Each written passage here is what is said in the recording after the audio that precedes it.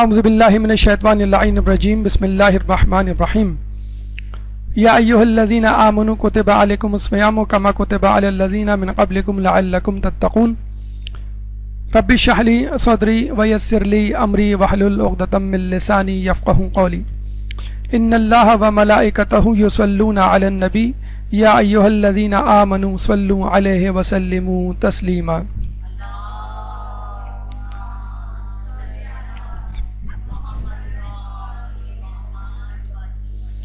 رمضان کی بابرکت ساعتیں ہمارے ساتھ ساتھ ہیں اور امید ہے کہ آپ تمام افراد رمضان کی برکتوں سے مستفید ہو رہے ہوں گے۔ رمضان جو کہ ماہ رمضان جو کہ اللہ تعالیٰ کا ایک خاص مہینہ ہے جو خود اس سے مخصوص ہے، جس میں بے بہا خزانے ہیں، بے شمار نعمتیں ہیں، لیکن ان نعمتوں سے، ان خزانوں سے وہی شخص فائدہ اٹھا سکتا ہے جو اس کی حقیقت سے آشنا ہو اور پوری طرح مستعد اور چاق و چوبند ہو، تیار ہو اللہ تعالیٰ کی نعمتوں سے بہرہ ہونے کے لیے۔ ہم نے سے پہلے آپ کو بتلایا کہ اسلام میں کوئی حکم ایسا نہیں، کوئی عبادت ایسی نہیں کہ جس کے ہشت پہلو نہ ہو، یعنی جس کے فوائد بے شمار نہ ہو، اور کوئی ایسی عبادت نہیں کہ جس میں نہ صرف انسان کا آخروی فائدہ بلکہ دنیاوی فائدہ بھی نہ ہو۔ چنانچہ روزے کے حوالے سے اگر ہم دیکھیں تو روزے سے حاصل ہونے والے فوائد کو ہم دو حصوں میں تقسیم کر سکتے ہیں۔ سب سے پہلے تو انفرادی اور اجتماعی فوائد میں، خود اس کے بعد انفرادی فوائد کو ہم کئی حصوں میں تقسیم کر سکتے ہیں، مثلا مادی فوائد اور روحانی فوائد۔ روحانی فوائد کے بارے میں گفتگو ہو چکی، اب آئیے ہم مادی فوائد کی طرف چلتے ہیں۔ مادی فوائد کو بھی آپ کئی فوائد میں تقسیم کر سکتے ہیں، مثلا ذہنی فوائد، جسمانی فوائد، طبی فوائد۔ ذہنی فوائد سے مراد یہ ہے کہ روزہ ہمیں کس طرح کی خود اعتمادی اور کس طرح کی تبدیلی ہماری شخصیت میں پیدا کرتا ہے، اور وہ تبدیلی کس طرح کیوں کر ہماری عملی زندگی میں کامیابی کا ایک پیغام لے کر آتی ہے، ایک خوشخبری لے کر آتی ہے۔ تو انشاءاللہ آج ان نکات پر، ان ثمرات پہ، ان فوائد پر گفتگو ہوگی کہ جو ہمیں روزے سے اس طرح حاصل ہوتے ہیں کہ وہ ہماری زندگی کو ایک کامیاب زندگی میں ڈھال دیتے ہیں۔ اس کے بعد انشاءاللہ زندگی رہی اور وقت ملا، توفیق خداوندی شامل ہوئی، تو روزے کے طبی فوائد اور روزے کے اجتماعی فوائد کے بارے میں بھی گفتگو کی جائے گی۔ روزے کی دنیاوی فوائد بتلانا یوں ضروری ہے کہ آج کل پوری دنیا میں خود سازی یا سیلف ڈیولپمنٹ کے حوالے سے بہت زیادہ کام ہو رہا ہے، تحقیق ہو رہی ہے، اور جس طرح سائنسدان پہاڑوں کے سینے چیر رہے ہیں، سمندروں کی تہہ میں جا کر موتی اور خزانے تلاش کر رہے ہیں، ستاروں پہ کمند ڈال رہے ہیں، اور کائنات میں چھپی اللہ تعالیٰ کی نعمتوں سے استفادہ کر رہے ہیں، وہاں ایک گروہ اس بات میں بھی مشغول ہے کہ خود انسان میں کئی خزانے چھپے ہوئے ہیں۔ بقول مولا کے کہ دنیا کائنات اصغر ہے اور انسان کائنات اکبر، تو کچھ گروہ اس بات پر تحقیق میں مصروف ہے کہ خود انسان کا ذہن، انسان کا جسم، انسان کی روح اور خود بحیثیت انسان بے پناہ صلاحیتوں کا مالک ہے، چنانچہ اس کو منکشف کیا جائے، دریافت کیا جائے اور ری ڈسکور کیا جائے، یوں کہہ لیجئے، اور اس کو بروئے کار لا کر ان صلاحیتوں کو استعمال کر کے انسان اپنی زندگی کو اور اس پوری خطہ زمین کو، جسے کہتے ہیں کہ جنت میں تبدیل کر دیں۔ جب بے جان چیزوں میں اللہ تعالیٰ اتنی نعمتیں چھپا سکتا ہے، تو وہ مخلوق اور جاندار چیز اور اشرف المخلوقات میں سے ایک شے یعنی انسان، اشرف المخلوقات یعنی خود انسان، اس کے اندر اللہ تعالیٰ نے کیوں نہیں ایسی نعمتیں اور خزانے چھپائے رکھے ہوں گے؟ دیکھیں، رسول اللہ اور ائمہ اطہار کا یہ وتیرہ تھا، یہ طریقہ تھا کہ ہر انسان کو اس کی حیثیت، اس کے مزاج، اس کی طبیعت اور اس کی ضرورت کے مطابق نصیحت کرتے۔ اگر کوئی آخرت مانگتا تو اس کو آخرت دیتے، اگر کوئی دنیا مانگتا تو اس کو دنیا دیتے، اور اگر کوئی آخرت اور دنیا دونوں مانگتا تو رسول اس کو دونوں چیزیں عطا کر دیتے۔ لوگوں کا ایک گروہ رسول اللہ کے پاس آیا اور کہنے لگا کہ ہم چاہتے ہیں کہ آپ ہمیں فقط کوئی دنیاوی نصیحت کریں جس کا آخرت سے کوئی تعلق نہ ہو۔ کتنی عجیب نصیحت اور کتنی عجیب ڈیمانڈ. تو رسول اللہ نے کہا کہ کبھی کسی سے کوئی چیز نہیں مانگنا. اور اس کے بعد کہا جاتا ہے کہ وہ گروہ اس نصیحت پہ اس طرح کاربند ہوا کہ اگر چلتے چلتے گھوڑے پر سے گھوڑے کا چابک کسی کا گر جاتا تو وہ کسی سے نہیں مانگتا. کھانے کے دوران کسی کو پیاس لگتی اور پانی کی طلب ہوتی تو وہ کسی سے پانی کا گلاس نہیں مانگتا. اور یہی عادت اگر ہم خود بنا لیں اپنی زندگی میں تو یقیناً ہماری زندگی کامیاب گزرے گی. اگر ایک ملک بحیثیت قوم یہ حدیث اپنے ذہن میں رکھ کر اس دنیا میں زندگی گزارے اور دنیا والوں سے کچھ نہ مانگے اور اپنے تئیں یعنی خود کفالت پہ کاربند ہو جائے تو دنیا میں بہت سارے ممالک ایسے ہیں کہ جو آپ کو نظر آئے گا کہ جو بغیر کسی امپورٹ کے یا جسے کہتے ہیں کہ زیادہ تر اپنی صلاحیتوں اور اپنی معدنیات اور اپنی استطاعت پر بھروسہ کر کے کہاں سے کہاں پہنچ گئے. ایران ان میں ایک ملک ہے کہ جس پہ اتنی زیادہ پابندیاں لگائی جا چکی ہیں لیکن اس کے باوجود کبھی کسی سے کوئی چیز نہیں مانگنا کے مصداق اس حدیث پہ عمل کرتے ہوئے وہ اپنے پیروں پر کھڑا ہو گیا ہے اور خوب کھڑا ہوا ہے. روزہ اگر دیکھا جائے اس درس کا عنوان کامیاب زندگی کا طریقہ بھی ہو سکتا تھا.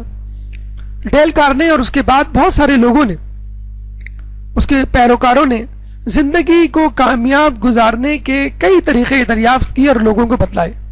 کسی نے کہا 7 ways of success, کسی نے کہا 10 habits of successful life وغیرہ وغیرہ, اور کتابیں اس سے بھری ہوئی ہیں کہ جس میں انسان کو بتلایا گیا ہے کہ وہ اپنی بری عادتوں پر کیسے قابو پائے, جس میں بتلایا گیا کہ انسان اچھی خوبیوں کو کس طرح پیدا کرے, انسان اپنے اندر خود اعتمادی کیسے پیدا کرے, اور ایک بڑا انسان, ایک کامیاب انسان, وہ انسان جو اپنے خوابوں کو عملی جامہ پہنانا چاہتا ہے, جو اپنی خواہشات اور تمناؤں کو پورا کرنا چاہتا ہے, وہ انسان کیسے بن سکتا ہے کہ جس کی خواہشیں نہیں ہوتی بلکہ حقیقت بن جاتی ہیں. تو دیکھا جائے روزہ نہ صرف خدا کی رضا حاصل کرنے کے لیے ایک طریقہ ہے بلکہ خود کامیاب زندگی گزارنے کا ایک طریقہ ہے. لیکن جس طرح کامیابی کا راستہ جو بظاہر بڑا سیدھا نظر آتا ہے لیکن حقیقت میں بڑا پیچیدہ ہوتا ہے, اسی طرح روزہ جو بظاہر بڑا سیدھا نظر آتا ہے کہ صبح سے لے کے شام تک کچھ نہ کھانے پینے کا نام روزہ, ایسا نہیں ہے. اس میں بڑی پیچیدگیاں ہیں. اس میں آپ کو بھوک پیاس سے گزرنا ہوگا, اس میں آپ کو گھر سے باہر بھی نکلنا ہوگا, دھوپ کی تمازت برداشت کرنی ہوگی, ہو سکتا ہے لوگوں سے لڑائی جھگڑا کرتے ہوئے اپنے آپ کو صبر و تحمل میں جکڑنا ہوگا اور اپنے غصے کو قابو میں کرنا ہوگا, اپنی نیند کو خراب کرنا ہوگا, اور بہت ساری باتیں جو آپ کی روٹین اور مزاج اور طبیعت کے خلاف وہ برداشت کرنی ہوگی.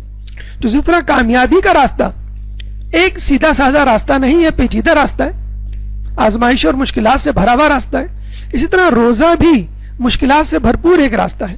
لیکن تھوڑی سی ہمت اور جسے کہتے ہیں کہ خود اعتمادی اگر اپنے اندر پیدا کر لی جائے اور اس کی مشقت اور تمرین کر لی جائے اور تھوڑی سی توجہ دے لی جائے ان آیات اور روایات کی طرف کہ جس میں روزے کو کما حق کس طرح گزارنے کا طریقہ بتایا گیا ہے, تو انشاءاللہ روزے کے تمام تر فوائد سے ہم مستفید ہو سکتے ہیں. آئیے ہم آج کی گفتگو کے مراحل پہ ایک نظر ڈالتے ہیں. روزے سے حاصل ہونے والے دنیاوی فوائد, یعنی وہ فوائد جو آپ کی زندگی کو کامیاب بنا سکتے ہیں, آپ کے سامنے 10 کی تعداد میں, ہو سکتا ہے اس سے زیادہ ہو. سب سے پہلا فائدہ جو روزے سے حاصل ہوتا ہے صبر, جو خود ہماری عملی زندگی میں کامیابی کا پہلا قدم. روزے سے حاصل ہونے والا ایک پیغام جلد بازی سے پرہیز. تیسرا پیغام استقامت, جب صبر طویل ہو جائے تو استقامت میں تبدیل ہو جاتا ہے. چوتھا پیغام حلم, یعنی غصے سے دوری. دنیاوی فائدہ روزے کا پانچواں توجہ, اپنے امور پر یکسوئی کے ساتھ مرکوز ہو جانا. روزے کا چھٹا دنیاوی فائدہ فضولیات سے پرہیز, ایک ٹو دا پوائنٹ زندگی گزارنے کا عزم. روزے کا ساتواں دنیاوی فائدہ ٹائم مینجمنٹ, وقت کی قدردانی اور وقت کے ضیاع سے پرہیز. روزے کا آٹھواں دنیاوی فائدہ ترک عادات, بہترین وقت ہے اپنے آپ کو بری عادتوں سے کنارہ کش کرنے کا. روزے کا نواں فائدہ ذاتی انا پہ ضرب کیسے لگائی جائے اور حالات کے مطابق اپنے آپ کو کیسے ڈھالا جائے، روزے کا درس۔ 10واں فائدہ ایمرجنسی کے لیے اپنے آپ کو تیار رکھنا، یہ روزے کا ایک اہم سبق ہے۔ آئیے ایک ایک کر کے ہم تمام مراحل کی طرف رجوع کرتے ہیں۔ سب سے پہلا مرحلہ روزے کا پہلا دنیاوی فائدہ جو کہ آخروی فائدہ بھی ہے۔ یاد رکھ لیجئے جتنے فوائد آپ کو بتلائے جا رہے ہیں اس میں خدا کی رضا اور آخروی فائدہ بھی شامل ہے، لیکن دنیا کا فائدہ ضرور بالضرور شامل ہے۔ ایک درود پڑھ دیں محمد والے محمد میں۔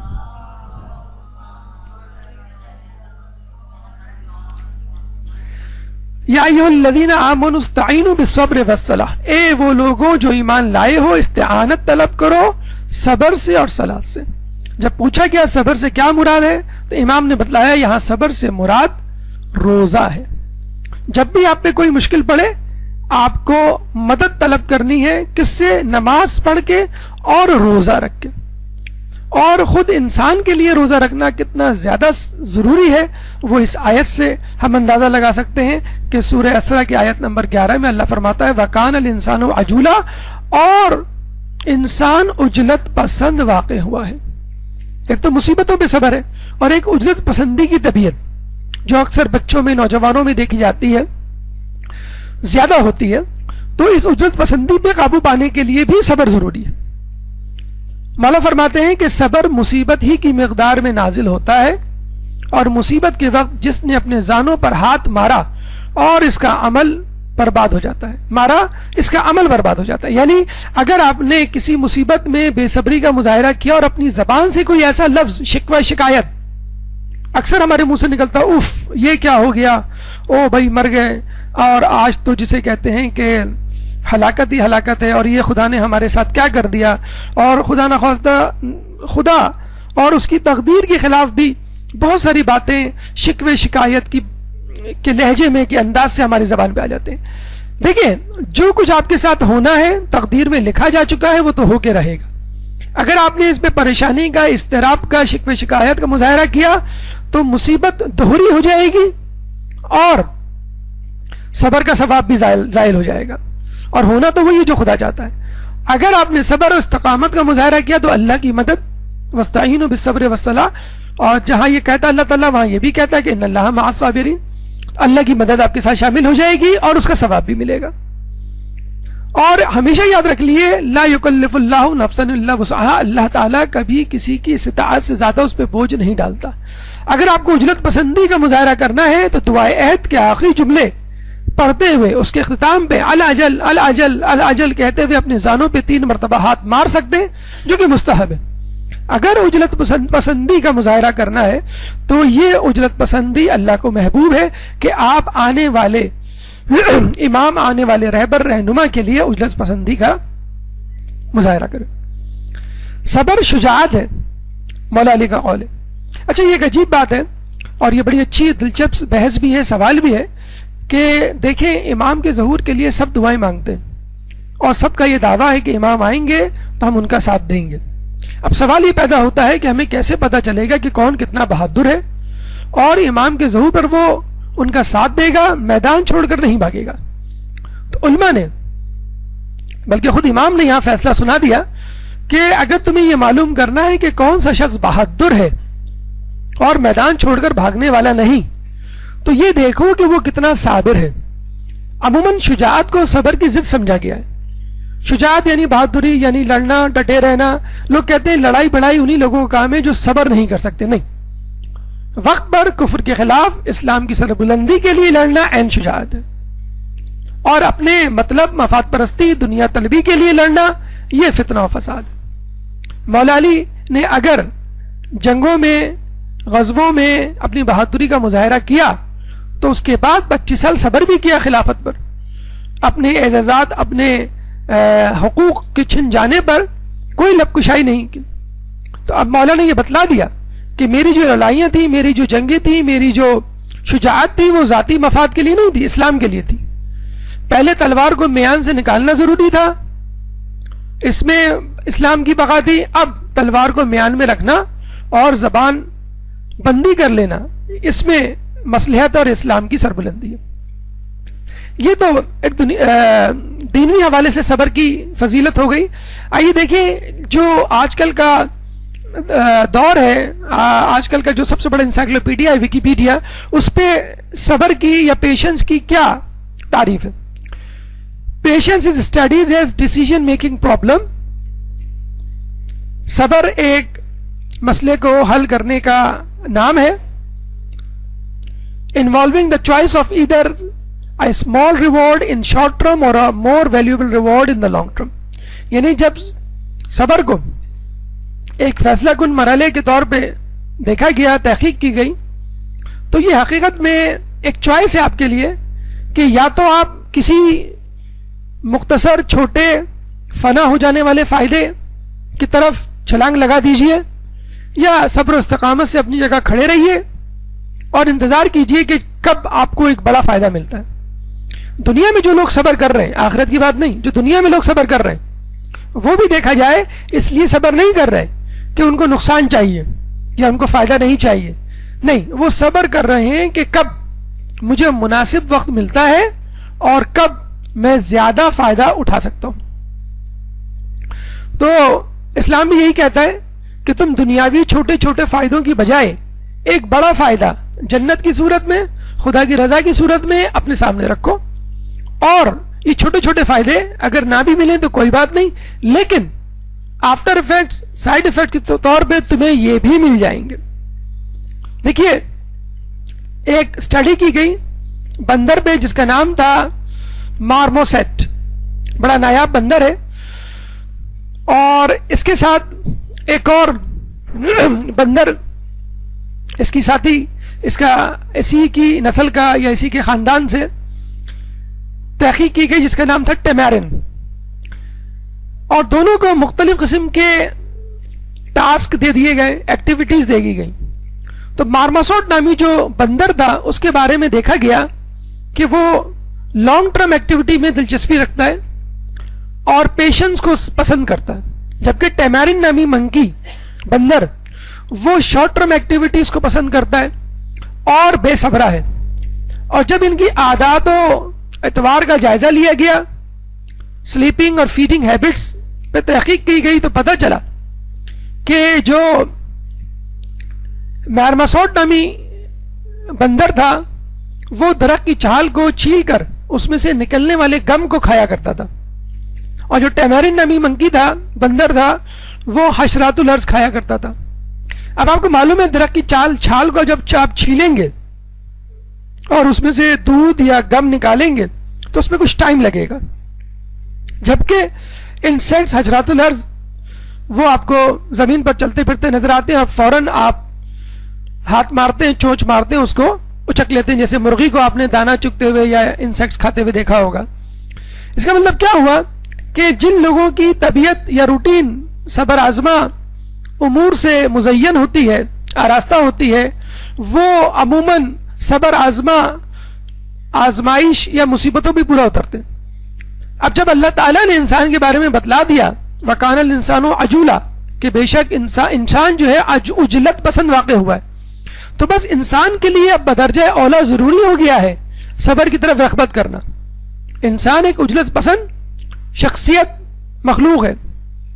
اب اس کو اللہ تعالیٰ کس طرح عجلت پسندی سے چھڑوا کر صبر کی عادت ڈلوائے, اور وہ ہے روزہ. بہترین طریقہ ہے صبر کی عادت ڈلوانے کا. مثلا بے صبری کی مثال ہم دیکھتے ہیں. آپ اپنے بچے کو کہیں کہ بیٹا آپ پڑھ لکھ لو, بہت بڑے اچھے آفیسر, پڑھے لکھے انسان بن جاؤ گے, آپ کی زندگی بڑی اچھی گزرے گی, اچھی جاب ملے گی, اچھا گھر ہوگا, وغیرہ وغیرہ. اس بچے کو یہ باتیں نہیں سمجھ میں آئیں گی. 5-10 سال کے بچے کو اگر آپ یہ کہہ دیں کہ بیٹا تم اپنا ہوم ورک کر لو, ہم آپ کو چاکلیٹ دیں گے, بچہ فوراً بات سمجھ جاتا ہے. بیٹا آپ جو ہے وہ امتحان میں پاس ہو جاؤ, ہم آپ کو سائیکل دلا دیں گے, بچہ فوراً وہ بات سمجھ لیتا ہے. بچہ وہ بڑا ہوتا ہے, 9-10 میں آتا ہے, آپ اس کو کہتے ہیں کہ بیٹا تم اچھے A گریڈ سے پاس ہو گئے, تم کو موبائل دلوا دیں گے, سمجھ جاتا ہے. اسی طرح اگر بچہ زیادہ بڑا ہو جائے تو اس کو کہتے ہیں ٹھیک ہے ہم آپ کو گاڑی دلوا دیں گے, وغیرہ وغیرہ. تو آپ نے دیکھا کہ بچے کو بجائے اس کی کہ یہ بتلایا جائے کہ تم پڑھ لکھ کے بڑے ہو کر کوئی officer, doctor, engineer, teacher, MBA, business man بنو گے, وہ سمجھ میں نہیں آئے گا. اس کو چھوٹے چھوٹے ٹاسک, چھوٹے چھوٹے ریوارڈز دے دی جاتے ہیں جو اس کی نظروں کے سامنے ہیں. اور اس کو بڑا ہو کے کیا کرنا ہے؟ ابو کی طرح مصروف تو نہیں رہنا ہے، وہ تو چاہتا ہے کھیلے کودے، کھائے پیے، آرام کرے، دوستوں میں گپ شپ کرے۔ تو بس اللہ تعالیٰ بھی انسان کی طبیعت کو سمجھتا ہے کہ انسان چھوٹے چھوٹے ٹاسک، چھوٹے چھوٹے فائدوں میں مشغول رہنا چاہتا ہے۔ اگر وہی بچہ ذرا بڑا ہو جائے، یعنی بڑوں کو اگر ہم لے لیں، تو وہ کیوں نہیں آگے بڑھ پاتے؟ وہ کیوں نہیں کوئی امتحان پاس کر پاتے؟ وہ کیوں نہیں کوئی کامیابی حاصل کر پاتے؟ کیوں کہ اب ان کے نزدیک چاکلیٹ اور سائیکل وغیرہ نہیں، بلکہ ان کے لیے نزدیک اب ایک آرام طلبی ایک بہت بڑی بات ہے۔ آپ بڑے بچے کو کہیں کہ بیٹا کیوں ٹائم ویسٹ کر رہے ہو، کیوں کرکٹ میں لگ گئے ہو، کیوں دوستوں میں اپنے گپ شپ میں ٹائم ضائع کر رہے ہو، پڑھو لکھو، تو اس کو یہ بات سمجھ میں نہیں آتی۔ وہ کہتا نہیں مجھے میری یہ زندگی اچھی ہے اور میں پڑھ لکھ کے کیا کروں گا۔ تو بہترین صبر پسندیدہ شے پر صبر کرنا ہے۔ یعنی ٹی وی پہ اچھا پروگرام آ رہا ہے، آپ نے کہا نہیں مجھے پڑھنا ہے، میرا ٹیسٹ ہے، میرا ایگزام ہے۔ نیند آ رہی ہے، آپ نے کہا نہیں مجھے صبح اٹھنا ہے، مجھے فجر کی نماز پڑھنی ہے۔ تو اور یہ بھی کہا گیا ہے کہ بہترین نیکی وہ ہے جس کے لیے تمہیں اپنے نفس کو مجبور کرنا پڑے۔ تو بہترین صبر کیا ہے؟ جو چیز آپ کو پسند ہے وہ نہ کریں۔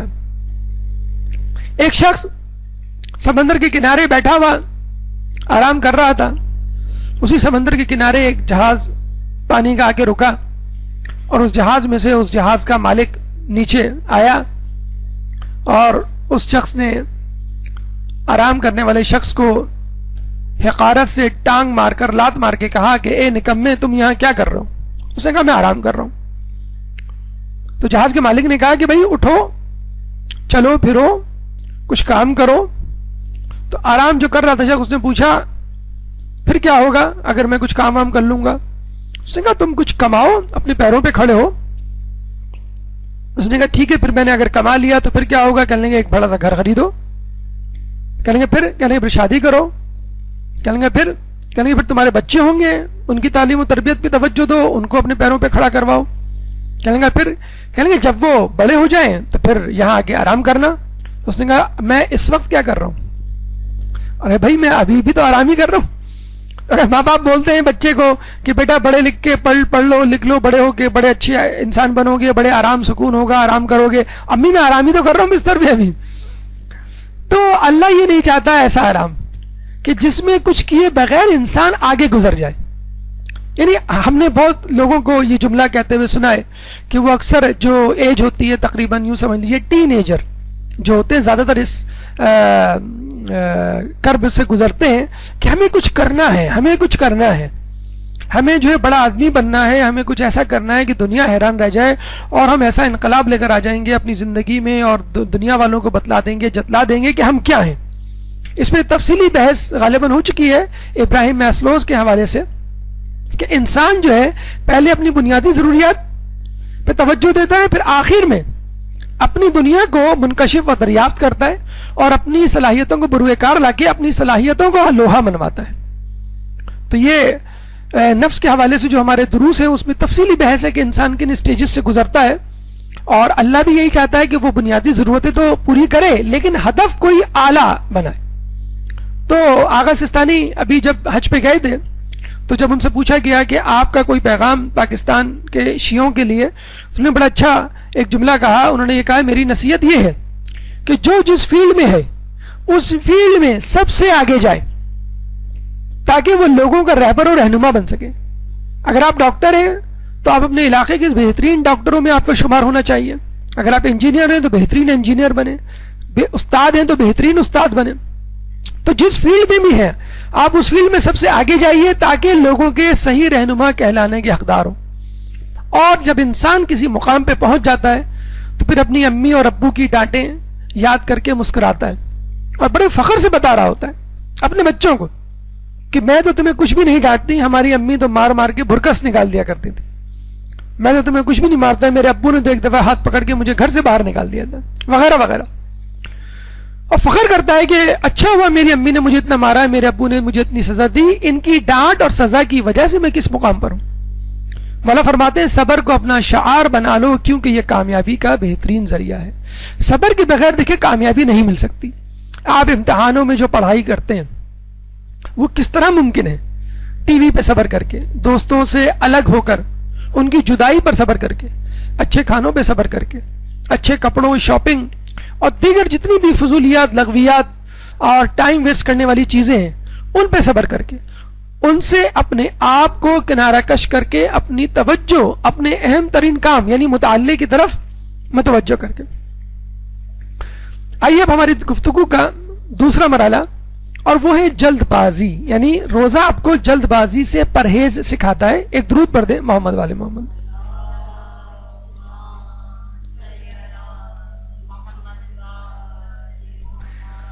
جس طرح بتایا گیا ہے کہ انسان عجلت پسند واقع ہوا ہے، وَكَانَ الْإِنسَانُ عَجُولًا. دیکھیں، ایک تو ہوتا ہے وہ صبر جو کسی تکلیف اور مصیبت پر کیا جاتا ہے، ایک ہوتا ہے وہ صبر جو گناہوں پر کیا جاتا ہے یعنی گناہ نہ کرے، اور ایک وہ صبر ہوتا ہے جو انسان نیکی پہ کرتا ہے یعنی مسلسل روزے رکھنا، مسلسل نمازیں پڑھنا. ایک ہوتی ہے جلد بازی. ان تینوں میں سے کوئی بھی چیز آپ کے ساتھ نہیں ہوتی. نہ نیکی کرنا درپیش ہے، نہ کوئی گناہ کرنا، اور نہ ہی کوئی مصیبت. بس آپ کی طبیعت میں ایک بے چینی، اضطراب اور جلدی ہوتی ہے کہ میں یہ لے لوں، میں یہ کھا لوں، میں یہ کر لوں، میں یہاں چلا جاؤں، میں یہاں آ جاؤں، وغیرہ وغیرہ. اس جلد بازی کو روکنے کا نام روزہ ہے. روزہ آپ کو یہی سکھاتا ہے کہ اپنی طبیعت میں اضطراب نہیں، اطمینان پیدا کرو. یہی جلد بازی اصحاب نوح کو لے ڈوبی. نوح علیہ السلام نے جو 900 سال عبادت کی، ان 900 سالوں میں فقط 240 افراد ان پر ایمان لائے. اور جب دوسرے لوگوں کا جو کہ کثیر تعداد میں تھے ان پر ظلم بڑھ گیا تو آپ کے اصحاب آپ کے پاس آئے اور کہنے لگے کہ اللہ سے دعا کیجیے، ہمارے لیے نجات کا کوئی راستہ تلاش کرے. نوح علیہ السلام نے دعا کی تو اللہ نے کہا کہ ان کو کہو کہ 1 سال اور ٹھہر جائیں اور اس دوران کھجور کے درخت لگائیں اور کھجور لے کر تمہارے پاس آئیں. یعنی ایک تصدیق کہ ہم نے 1 سال گزار لیا. اب یہ 900 سال صبر کرنے والے افراد میں سے کچھ افراد یعنی 240 میں سے 80 اس بات پر بھپر گئے، غصے میں آ گئے کہ ہم نے 900 سال صبر کیا، اب ہم مزید 1 سال صبر نہیں کر سکتے. دیکھیں کہاں 900 سال کا صبر اور کہاں 1 سال. بھوک لگتی ہے نا بچے کو، امی جلدی سے کھانا دے دیں، بیٹا 5 منٹ ذرا چاول گل جائے ابھی میں دیتی ہوں. نہیں ماں بالکل صبر نہیں، بس ایسے ہی کچے دے دیں. اب کچے جب آپ دیتی ہیں تو کیسا منہ بنتا ان کا. آلو نہیں گلے ہوئے ہوتے، چاول نہیں گلے ہوتے تھے، اس لیے کہ آپ نے امی کی جان کھا کر دیگچی کو بغیر پکے اتروا لیا. اب آپ کھائیں کچے کا آلو اور کچے چاول. تو 80 افراد الگ ہو گئے. اب یہ 160 افراد کھجورے اگا کر لے کر نوح علیہ السلام کے پاس آئے اور کہا کہ اب آپ دعا کیجئے. نوح علیہ السلام نے دعا کی. اللہ نے کہا کہ ان کو کہو کہ 1 سال اور انتظار کریں. اچھا اللہ چاہتا تو کہہ دیتا اکٹھا 2 سال انتظار کرو، 1 سال. نعوذ باللہ لوگوں نے کہا کہ کیا آپ نے مذاق بنا رکھا ہے آپ کے اور آپ کے خدا نے؟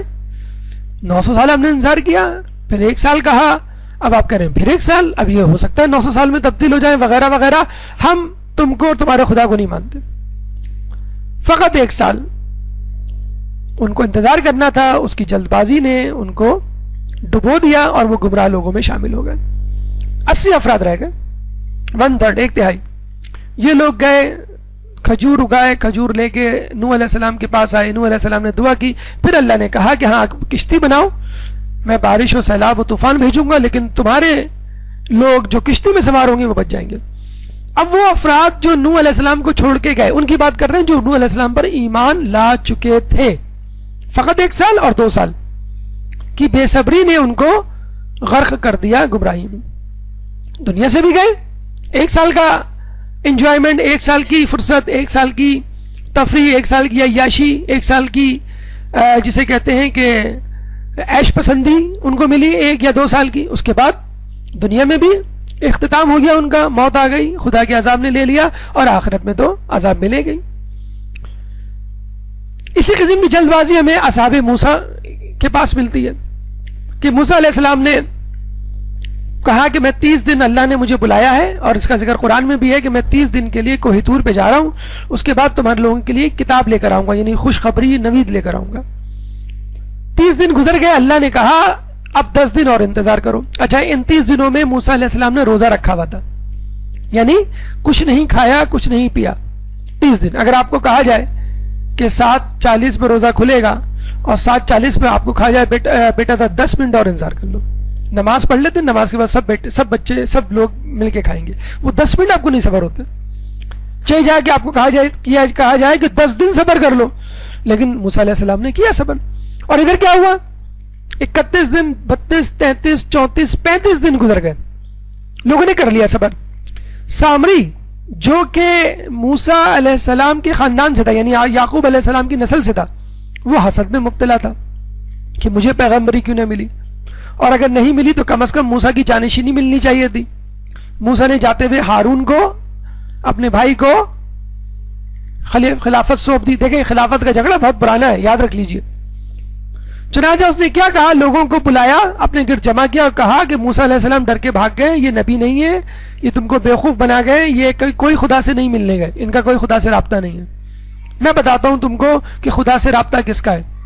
تم وہ سارا سونا جمع کرو جو تم اپنے ساتھ لے کر آئے تھے فرعون کے چنگل سے بچ کر بھاگتے ہوئے.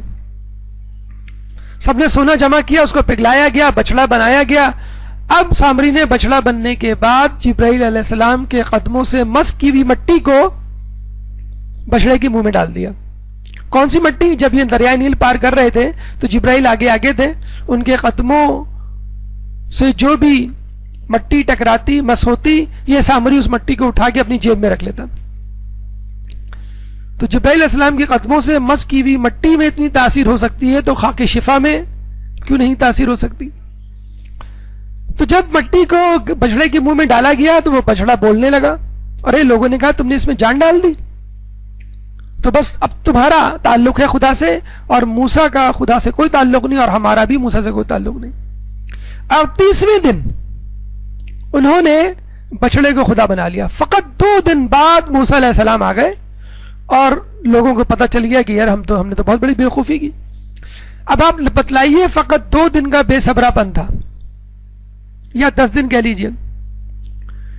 6 لاکھ میں سے 5,50,000 افراد گمراہ ہو گئے اور موسیٰ علیہ السلام کے خدا کو چھوڑ کر بچڑے کو خدا بنا ڈالا. یہ عجلت پسندی انسان کی فطرت میں بہت پہلے سے. ہشام نامی بنو امیہ کا بادشاہ تھا، جس کے بارے میں کہا جاتا ہے کہ بہت زیادہ پیٹو تھا اور اس کو صبر نہیں ہوتا تھا کھانے پہ، اپنی بھوک پہ. ایک دفعہ حمام میں نہانے کے لیے گیا، کہنے لگا کہ مجھے بھوک لگی ہے، میرے لیے کھانے کا بندوبست کرو. لوگوں نے کہا آپ پہلے نہا لیں، نہانے کے بعد کھا لیے گا. کہیں گے نہیں مجھے ابھی چاہیے. اچھا ہمارے گھر میں بھی اس قسم کے ڈرامے ہوتے ہیں، بیٹا پہلے ہاتھ منہ دھو لو، پہلے نہا لو، پہلے کپڑے چینج کر لو، یونیفارم تبدیل کر لو. نہیں امی مجھے ابھی چاہیے. کیا پکائے؟ دال پکی. اچھا ٹھیک ہے پھر میں نہا کے آتا ہوں. تو پھر نہا کے کہتے ہیں مجھے بھوک نہیں ہے، میں شام کو کھا لوں گا. تو ہشام نے کہا مجھے ابھی اسی وقت کھانا چاہیے. لوگوں نے کہا بھئی آپ نہا لیجئے، نہانے کے بعد سکون سے محل میں جا کے کہیں گے نہیں مجھے اسی وقت اسی جگہ کھانا لا کے دو.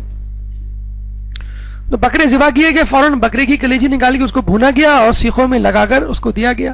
ہمارے یہاں بھی بقرعید میں جو کلیجی بنتی ہے وہ ہشام کی سنت میں نہیں بنتی، بلکہ اس لیے بنتی ہے کہ وہ جلدی پک جاتی ہے.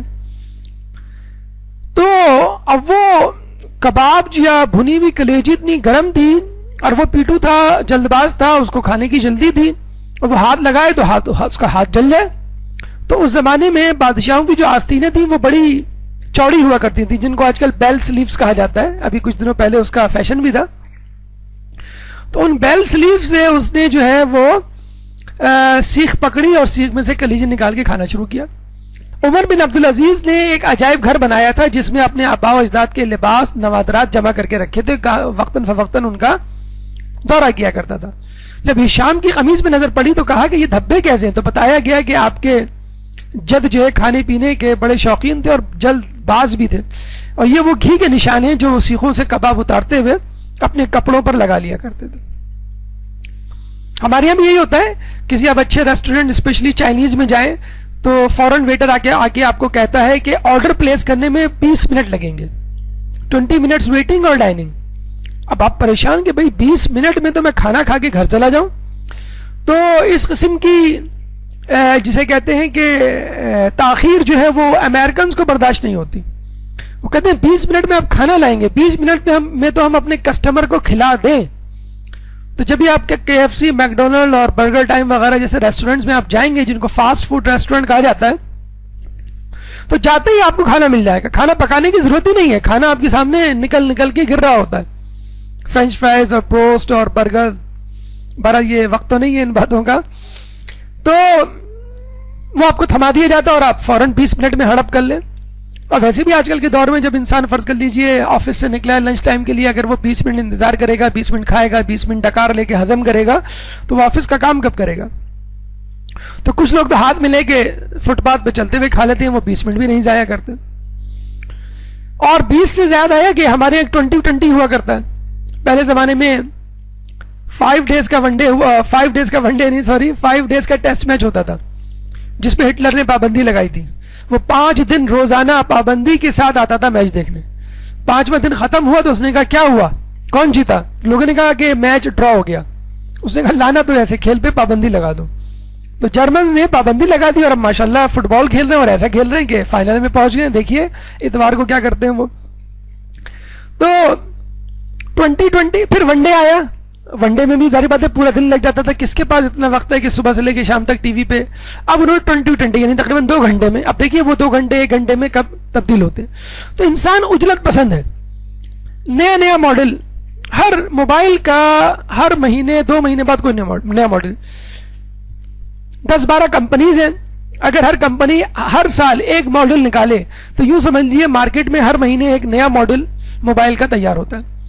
آپ موبائل لیتے نہیں ہیں چند مہینے بعد, بلکہ چند ہفتوں بعد ایک نیا موبائل نئے فنکشنز کے ساتھ موجود ہوتا ہے. آپ پریشان ہو جاتے تھے میں کیا کروں, اس میں زیادہ فنکشنز ہیں, میرے والے میں کم فنکشنز ہیں. تو آپ جلد بازی میں اپنا موبائل بیچتے ہیں, دوسرا موبائل خریدتے ہیں. اور یہ چیز, یہ سائیکل ہر جگہ ہے. فیشن, ایک فیشن آ رہا ہے ایک فیشن جا رہا ہے, اور جو فیشن پرانا ہو گیا پتہ نہیں وہ دادی کے زمانے کا فیشن ہو گیا ہے, اب وہ دوبارہ نہیں آئے گا, مجھے نیا. تو کتنے جوڑے آپ کے وارڈروب میں آپ دیکھیں آدھے سے زیادہ ایسے پڑے ہوں گے جو آپ کے کسی استعمال کے نہیں. تو اجلت پسندی نے انسان کو ہر جگہ پریشان کیا ہوا ہے. تعلیم کے لیے نکلے تو لوگ کہتے ہیں کوئی شارٹ کٹ بتائیے, ہمیں روزانہ نہیں آنا, ہمیں 2 دن آنا ہے, ہمیں 2 دن نہیں آنا, ہمیں 1 دن آنا ہے مدرسے, ہمیں ڈگری نہیں چاہیے, ہمیں ڈپلوما چاہیے. کوئی مختصر کورس بتلا دیے جو دنوں ہفتوں میں ختم ہو جائے. علم کے لیے تو بہرحال ہے کہ اس میں ایک طویل المدت میعاد منصوبہ بندی اور طویل عمر چاہیے اس کو حاصل کرنے کی. علم کا کوئی شارٹ کٹ نہیں ہے. تو توسل اہل بیت, تو ڈپلوما چاہیے, ہمیں ڈگری نہیں چاہیے. کوئی ایسی چیز, کوئی ایسا کام جو کم وقت میں زیادہ آؤٹ پٹ دے دے. اور جب سے کمپیوٹر وجود میں آیا ہے آپ کے لیے یہ بھی ناممکن ہو گیا ہے کہ آپ اٹھیں, شیلف کھولیں, تفسیر نمونہ کی جلد نمبر 15 صفحہ نمبر 365 کھول کے مطلوبہ آیت اور تفسیر تلاش کریں. آپ اسی کمپیوٹر کی اسکرین پر 14 انچ کی اسکرین پہ اپنا ماؤس گھماتے ہیں اور 2-4 کلکس میں وہ آیت وہ تفسیر آپ کے سامنے ہوتی ہے. تو یہ کمپیوٹر کے دور کے انسان کی ایک الگ بے چینی ہے کہ وہ ہر چیز ایک کلک پہ جاتا ہے. مطلب وہ چاہتا ہے کہ امی آئیں اور امی کو میں ایک انگلی سے کلک کروں اور امی جو ہے میرے سامنے, جسے کہتے کھانا رکھ دے. امی جو ہے وہ ابو کو کلک کریں اور فوراً جو ہے وہ ان کے عید کا جوڑا جو ہے وہ ان کے سامنے لا کے رکھ دے. تو یہ سب کلک پہ جو ہے وہ چاہ رہے ہیں کہ ہمارے کام ہو جائیں. اور یہ کچھ سائنسی ایجادات کا بھی. اب وہ کمپیوٹر چھوڑیں, اب آپ کے ہاتھ میں موبائل ہے, 3G 4G اور اب جو ہے 5G کی بحث ہو رہی ہے کہ 2020 میں آئے گا کہ 2015 میں آئے گا. تو آج کا انسان فاسٹ ٹریک کا انسان ہے. ہر چیز وہ چاہتا ہے کہ جلدی ہو جائے, ہر چیز جو ہے وہ مختصر ہو جائے, ہر چیز جو ہے وہ اس کے سامنے آ جائے. اور یہ انسان کی طبیعت بھی تھی, اور اس طبیعت کو 4 چاند آج کل کی سائنسی ایجادات نے لگا دیا ہے. تو دیکھا جائے نوح علیہ السلام کی قوم بھی بے صبری تھی, موسیٰ علیہ السلام کی قوم بھی بے صبری تھی, لیکن رسول کی امت اور اس دور کا انسان, اس دور کی امت کچھ زیادہ ہی عجلت پسند ہے. تو دیکھا جائے تو روزہ پہلے کی امتوں سے زیادہ ہم پہ زیادہ فرض ہے, بدرجہ اولا.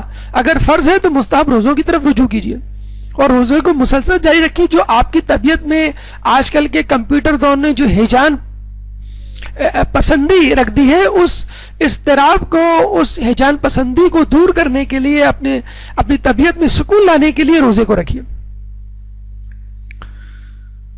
اور اس کا فائدہ کیا ہے؟ یا ایھا الذین آمنوا استعینوا بالصبر والصلاۃ ان اللہ مع الصابرین, کہ صبر جو کرے گا اللہ تعالیٰ اس کے ساتھ ہوگا, نماز پڑھنے والوں کے ساتھ نہیں, دیگر عبادات والوں کے ساتھ نہیں. خصوصی طور پہ جو تذکرہ ہے ان لوگوں کے ساتھ. کیوں کہ اللہ خود صبر کر رہا ہے لوگوں کے گناہوں پر, لوگوں کی نافرمانی پر.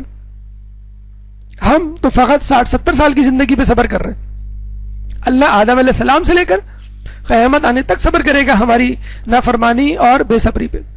تو اللہ چاہتا ہے کہ اس کی طرح صبر کا مظاہرہ کریں، اور اس صبر کو جس طرح روزے سے پیدا کیا جا سکتا ہے اس طرح کسی اور عبادت سے.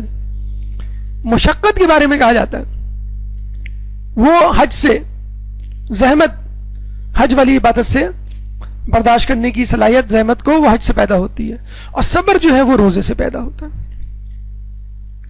تیسرا مرحلہ، تیسرا دنیاوی فائدہ جو صبر کرنے روزہ رکھنے سے ہم کو ملتا ہے وہ ہے استقامت. ایک درود پڑھ دے محمد والے محمد میں.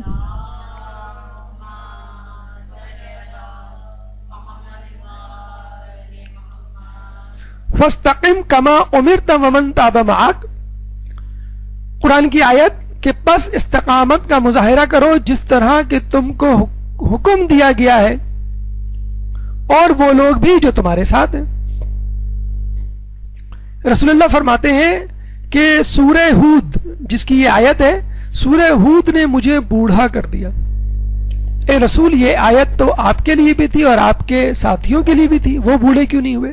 رسول اللہ نے اس آیت کا حق ادا کیا، اس لیے بوڑھے ہو گئے. ایسی استقامت کا مظاہرہ کیا جیسی استقامت اللہ کو درکار تھی. جب صبر تھوڑا تھوڑا کر کے بڑا ہو جائے تو اس کو استقامت کہتے ہیں. جس طرح قطرہ قطرہ کر کے دریا بنتا ہے، سمندر بنتا ہے، اسی طرح تھوڑا تھوڑا صبر جب یکجا ہو جائے تو استقامت میں تبدیل ہو جاتا ہے. ایک دن آپ روزہ رکھیں گے تو وہ صبر کہلائے گا، 2 دن صبر کہلائے گا، 3 دن صبر کہلائے گا. جب 30 دن روزے رکھیں گے تو وہ صبر استقامت کہلائے گا. مستقل طور پہ اپنی بات پر جمے رہنا، حوادث زمانہ کا مقابلہ کرنا اور تکلیف و آزمائش پر کسی بھی قسم کی چوں و چرا کیے بغیر اللہ کی اطاعت کرنا. خود نوح علیہ السلام کا استقلال اور استقامت آپ کے سامنے. 900 سال تو فقط ان کی تبلیغ تھی، 2500 سال انہوں نے عمر پائی ہے. جس طرح رسول نے 40ویں سال اپنی رسالت کا اعلان کیا، یعنی رسالت کا کام آدھی سے زیادہ زندگی میں نہیں کیا، آدھی سے کم زندگی میں کیا. 63 سال کی زندگی میں 23 سال فقط رسالت کا کام انجام دیا. لیکن اس سے پہلے بہرحال اللہ تعالیٰ لوگوں کے سامنے ایک رول ماڈل کے طور پہ پیش تو کر رہا تھا. محنت تو اس میں بھی تھی، یہ نہیں تھی کہ رسالت سے پہلے محنت نہیں کرتے تھے، بلکہ تو وہ زیادہ محنت کرتے تھے. دیکھا جائے عبادت زیادہ کیا کرتے تھے غار ہرا میں. جب رسالت کا اعلان کیا تو غار ہرا سے باہر آ کے لوگوں کے درمیان آ گئے. تو نوح علیہ السلام نے 2500 سال زندگی گزاری اور اس میں استقلال کا مظاہرہ کیا. خود امام زمانہ جو اس وقت غیبت میں ہے، کیا استقامت اور استقلال کا مظاہرہ نہیں کر رہے؟ کیا ہمارے گناہوں پر پردہ پوشی نہیں کر رہے؟ کیا ہم سے عفو درگزر سے کام نہیں لے رہے؟ کیا ان لوگوں کو سزا دینے سے نہیں رکے ہوئے کہ جو ان کی دوری کا سبب بن رہے ہیں یا ان کے ظہور میں تاخیر کا سبب بن رہے ہیں؟ امام اس وقت آئیں گے جب ان کو وہ لوگ مل جائیں گے جو واقعی ان کی مدد کا حق ادا کرنے کا جذبہ رکھتے ہیں. تو خود امام اس استقلال اور صبر اور استقامت کا مظاہرہ کر رہے ہیں. امیر تیمور جو ایک بہت بڑا بادشاہ گزرا ہے، کہتے ہیں ایک جنگ میں اس کو شکست ہوئی اور یہ جنگ کے میدان سے بھاگ گیا اور دور افتاد ایک غار میں پناہ لی. وہاں بیٹھا، تھکا ہوا تھا، سو گیا. جب سو کے اٹھا تو دیکھا سامنے چونٹی دیوار پہ چڑھ رہی ہے ایک بوجھ لے کر، غذا کا ٹکڑا لے کر. ایک مرتبہ چڑھی پھر گر گئی، دوسری مرتبہ چڑھی پھر گر گئی. اسی طرح 10 20 67 مرتبہ 67 ٹائمز 67 مرتبہ وہ چڑھی اور گری، 68ویں مرتبہ کامیاب ہوئی. تیمور نے جب یہ دیکھا تو کہا کہ جب ایک چونٹی 67 مرتبہ کوشش کر سکتی ہے اپنی کامیابی کو حاصل کرنے کے لیے، میں تو فقط ایک جنگ ہارا ہوں، میں کیوں نہیں کوشش کر سکتا؟ اور پھر دوبارہ ہتھیار سے لیس ہو کر ایک نئے جذبے کے ساتھ میدان جنگ میں گیا اور پھر فتوحات کا نہ رکنے والا سلسلہ شروع ہو گیا. اگر آپ کو استقامت کسی سے نہیں سیکھنی تو کم از کم شیطان سے سیکھ لیجئے. مسلسل آدم علیہ السلام کے زمانے سے لگا ہوا ہے، وداؤٹ اینی بریک. پورے سال میں 1 مہینے کی سالانہ چھٹیاں اس کو ملتی ہیں، وہ بھی تعاون کر حل لیتا ہے. اس کا جی نہیں چاہتا، ہمارا بہت جی چاہتا ہے اللہ ہمیں چھٹیاں دے دے، 2 مہینے کی چھٹی دے دے، عید کی چھٹی دے دے، ونٹر ویکیشن دے دے, اللہ کہتے بس اب ٹھیک ہے عبادت معاف. کتنے خوش ہو جائیں گے ہم, خوشی سے بے ہوش ہو جائیں گے. اپنی تکلیف بتلا دیجئے عالم دین کو اور وہ کہتے نہیں آپ کو روزے کی ضرورت نہیں, کتنے خوش ہوں گے آپ. شیطان خوشی خوشی نہیں گیا, اس کو جکڑا گیا ہے. تو کم از کم شیطان سے آپ مدد لیجئے, شیطان سے نصیحت کیجئے. وہ اپنے کاموں میں مسلسل لگا ہوا ہے اور اس کو معلوم ہے آخرت میں مجھے ناکامی کا منہ دیکھنا ہے اور جہنم میں جلنا ہے. اور یہ کیسا مومن ہے کہ اس کو یقین ہی نہیں ہے کہ مجھے جنت ملے گی. اگر یقین ہوتا تو کیا وہ صبر و استقلال کا مظاہرہ نہیں کرتا؟ ضرور کرتا ہے. ہمارے صبر و استقامت میں جو فقدان ہے, جو کمی ہے, وہ اسی لیے ہے کہ ہمارا خدا پہ اور خدا کے انعام پہ جو بھروسہ ہے, وعدہ ہے, جو یقین ہے, وہ کم ہے. بس یہی استقلال, یہی استقامت روزے کے ذریعے پیدا ہو سکتی ہے, اور وہ بھی مسلسل روزے. رمضان کے 29 یا 30 روزے آپ کو نہ صرف صبر سکھا سکتے ہیں بلکہ استقلال, استقامت سکھا سکتے ہیں. اور یہی وجہ ہے کہ کہا گیا ہے کہ رمضان کے بعد بھی, ماہ رمضان کے بعد بھی اپنے روزوں کو جاری و ساری رکھیے. یہ آپ کو استقامت سکھاتا ہے. چوتھا دنیاوی فائدہ جو آپ کو روزہ دیتا ہے وہ ہے حلم. ایک درود پڑھ دیں محمد والے محمد.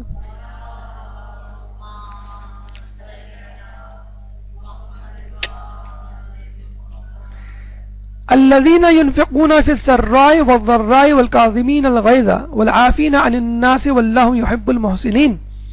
حلم یعنی غصے کی ضد, غصے کو ضبط کرنا, عفو درگزر سے کام لینا.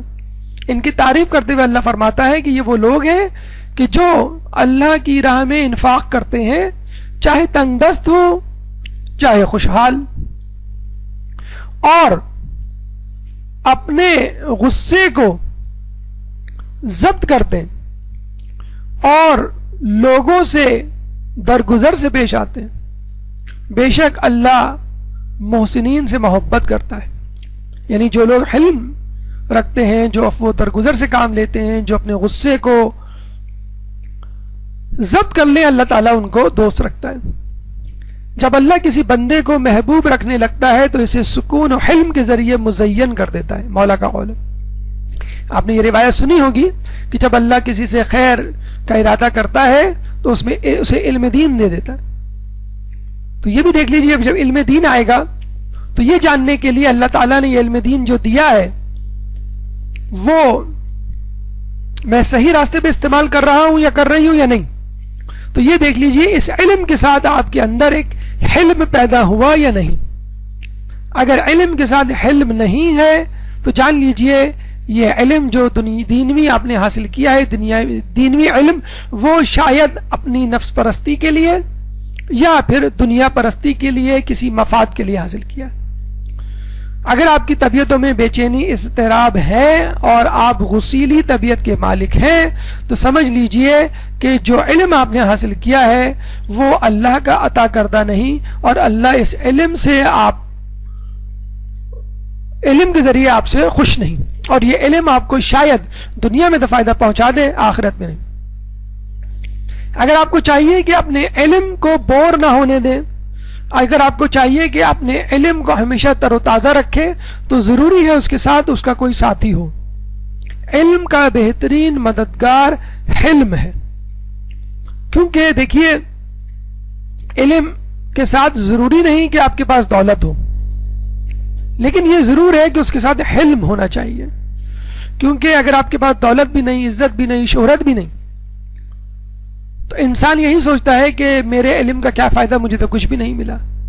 لیکن اگر آپ اس علم کے ساتھ غصے کو برداشت کرنے کی صلاحیت رکھتے ہیں, توازن انکساری کا مظاہرہ کرتے ہیں اور لوگوں کو معاف کر دیتے ہیں, تو پھر آپ کا یہ علم وہی علم ہے جو اللہ نے دیا ہے اور اللہ اس سے راضی ہے.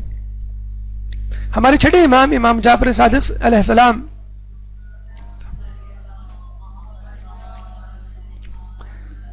کے بارے میں ایک واقعہ ملتا ہے کہ آپ نے اپنے گھر والوں کو سختی سے منع کیا تھا کہ گھر کی چھت پر کوئی نہ جائے. ایک دفعہ وہ گھر میں داخل ہوئے, اسی وقت کنیز آپ کے بچے کو چھت کے اوپر سے نیچے لا رہی تھی اور سیڑھیاں اتر رہی تھی. جب امام کو آتا ہوا دیکھا تو خوف سے کپ کپ آنے لگی اور کپکپاہٹ کی وجہ سے آپ کا بچہ اس کے ہاتھ سے چھوٹ کر گر گیا اور اسی وقت اس کا انتقال ہو گیا۔ تجہیز و تکفین سے جب فارغ ہوئے، رات میں بیٹھے ہوئے تھے اداس، تو کسی نے دلاسا دینے کی کوشش کی، تو امام نے کہا کہ میں اس لیے اداس نہیں ہوں کہ میرے بیٹے کی شہادت ہوئی ہے یا اس کا انتقال ہوا ہے، بلکہ میں اس لیے افسردہ ہوں کہ کنیز مجھ کو دیکھ کے کانپنے کیوں لگی۔ دیکھیے، کچھ لوگوں کو یہ بھی پسند نہیں کہ ان کا خادم، ان کی خادمہ ان کو دیکھ کے خوف سے کانپے۔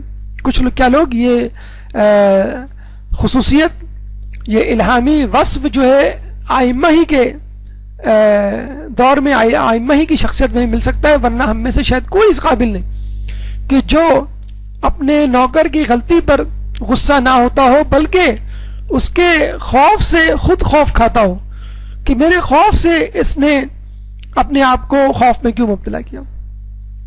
اور وہی صفات، وہی خوبیاں ہمیں امام کے ماننے والوں میں ملتی ہیں۔ شیخ جعفر کاشف الغطا، بہت بڑے عالم دین، ایک دفعہ بہت زیادہ مال و اسباب ان کے پاس لایا گیا اور لوگوں میں انہوں نے تقسیم کر دیا۔ اس کے بعد ظہر کی نماز کا وقت ہوا، آپ نے ظہر کی نماز پڑھائی۔ جیسی ظہر کی نماز ختم کی، ویسے ہی ایک شخص بھاگتا ہوا آیا اور کہنے لگا کہ اے شیخ، مجھے معلوم ہوا ہے کہ آپ کے پاس بہت سارا مال و اسباب آیا ہے اور آپ نے لوگوں میں تقسیم کیا ہے، مجھے بھی اس میں سے کچھ دے دیجئے۔ تو کاشف الغطا نے کہا کہ میں نے وہ سارا مال تقسیم کر دیا، میرے پاس کچھ نہیں، تمہیں دیر ہو گئی۔ اس شخص نے غصے میں آ کر کاشف الغطا کی داڑھی پر تھوک دیا، اور آپ نے کیا کیا؟ کچھ نہیں کیا۔ اپنا دامن اٹھایا اور مسجد میں بیٹھے ہوئے تمام نمازیوں کے پاس فردن اپنی جھولی کو پھیلایا اور یہ کہا کہ اگر آپ لوگ اس شخص کی مدد کے لیے کچھ دے سکتے ہیں تو اس جھولی میں ڈال دیجئے، اور پوری مسجد کا اس طرح چکر لگایا اور اس شخص کے لیے کافی ساری رقم اکٹھا کی اور اس کے ہاتھ میں دی۔ یہ تھا ہمارے علماء کا حلم ان لوگوں کے لیے جو نعوذ باللہ ان پر تھوکتے تھے یا ان پر غصے کا اظہار کرتے تھے۔ کتنا زیادہ تضاد ہے ایک عام آدمی اور ایک عالم دین اور مجتہد میں۔ اسی طرح آیت اللہ سید ابو الحسن اصفہانی کے بارے میں ملتا ہے کہ نجف میں ایک دفعہ مغرب کی نماز پڑھا رہے تھے، نماز سے فارغ ہوئے تو کسی نے آ کے ان کو خبر دی کہ آپ کے بیٹے کو کسی نے قتل کر دیا۔ آپ نے فقط یہ کہا لا حول ولا قوت الا باللہ العلی العظیم، اور یہ کہہ کر نماز عشاء میں مشغول ہو گئے۔ جب عشاء کی نماز پڑھا دی تو لوگ اس قاتل کو پکڑ کے لائے اور کہا یہ ہے آپ کے بیٹے کا قاتل، آپ بتائیں ہم اس کے ساتھ کیا کریں۔ ابو الحسن اصفہانی نے کہا کہ میں تو اسے معاف کر چکا ہوں، تم بھی اسے چھوڑ دو۔ یہ ہے حلم جو علم کے ساتھ ساتھ بڑھنا چاہیے اگر آپ کے پاس حقیقی علم ہے۔ دوسری طرف ایک طرف تو یہ کہ اپنے بیٹے کی شہادت پر کسی قسم کا شور اور انتقام نہیں، اور کہاں وہ شخص کہ جب لوگوں کو قتل نہ کر لے، مسلمانوں کو تہہ تیغ نہ کر لے، مومنوں کو مار نہ دے، سادات کو ابدی نیند نہ سلا دے، اس وقت تک یہ شخص سوتا نہیں تھا۔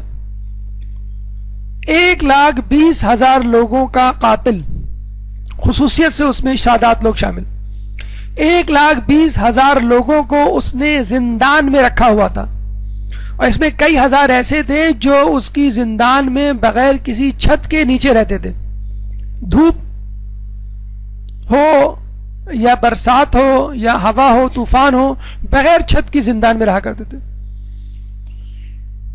اس کے اندر یہ شق القلبی خود اس کی طبیعت کی وجہ سے اور اس غذا کی وجہ سے جو اس کو کھلائی گئی، جب یہ پیدا ہوا تو اس نے ماں کا دودھ پینے سے انکار کر دیا۔ تو ایک شیطان صفت شخص وہاں سے گزرا، جب اس کو معلوم ہوا کہ یہ بچہ ماں کا دودھ نہیں پی رہا تو اس نے مشورہ دیا ایک بکری کو ذبح کرو اور اس کا خون اس کی گردن میں ڈالو، حلق میں ڈالو۔ جب ایسا کیا گیا تو یہ فوراً وہ سارا خون پی گیا۔ دوسرے دن پھر وہی معاملہ ہوا، وہی شخص وہاں سے گزرا، اس نے کہا کہ اب ایک بکرے کو ذبح کرو اور اس کا خون اس کے منہ میں ڈالو۔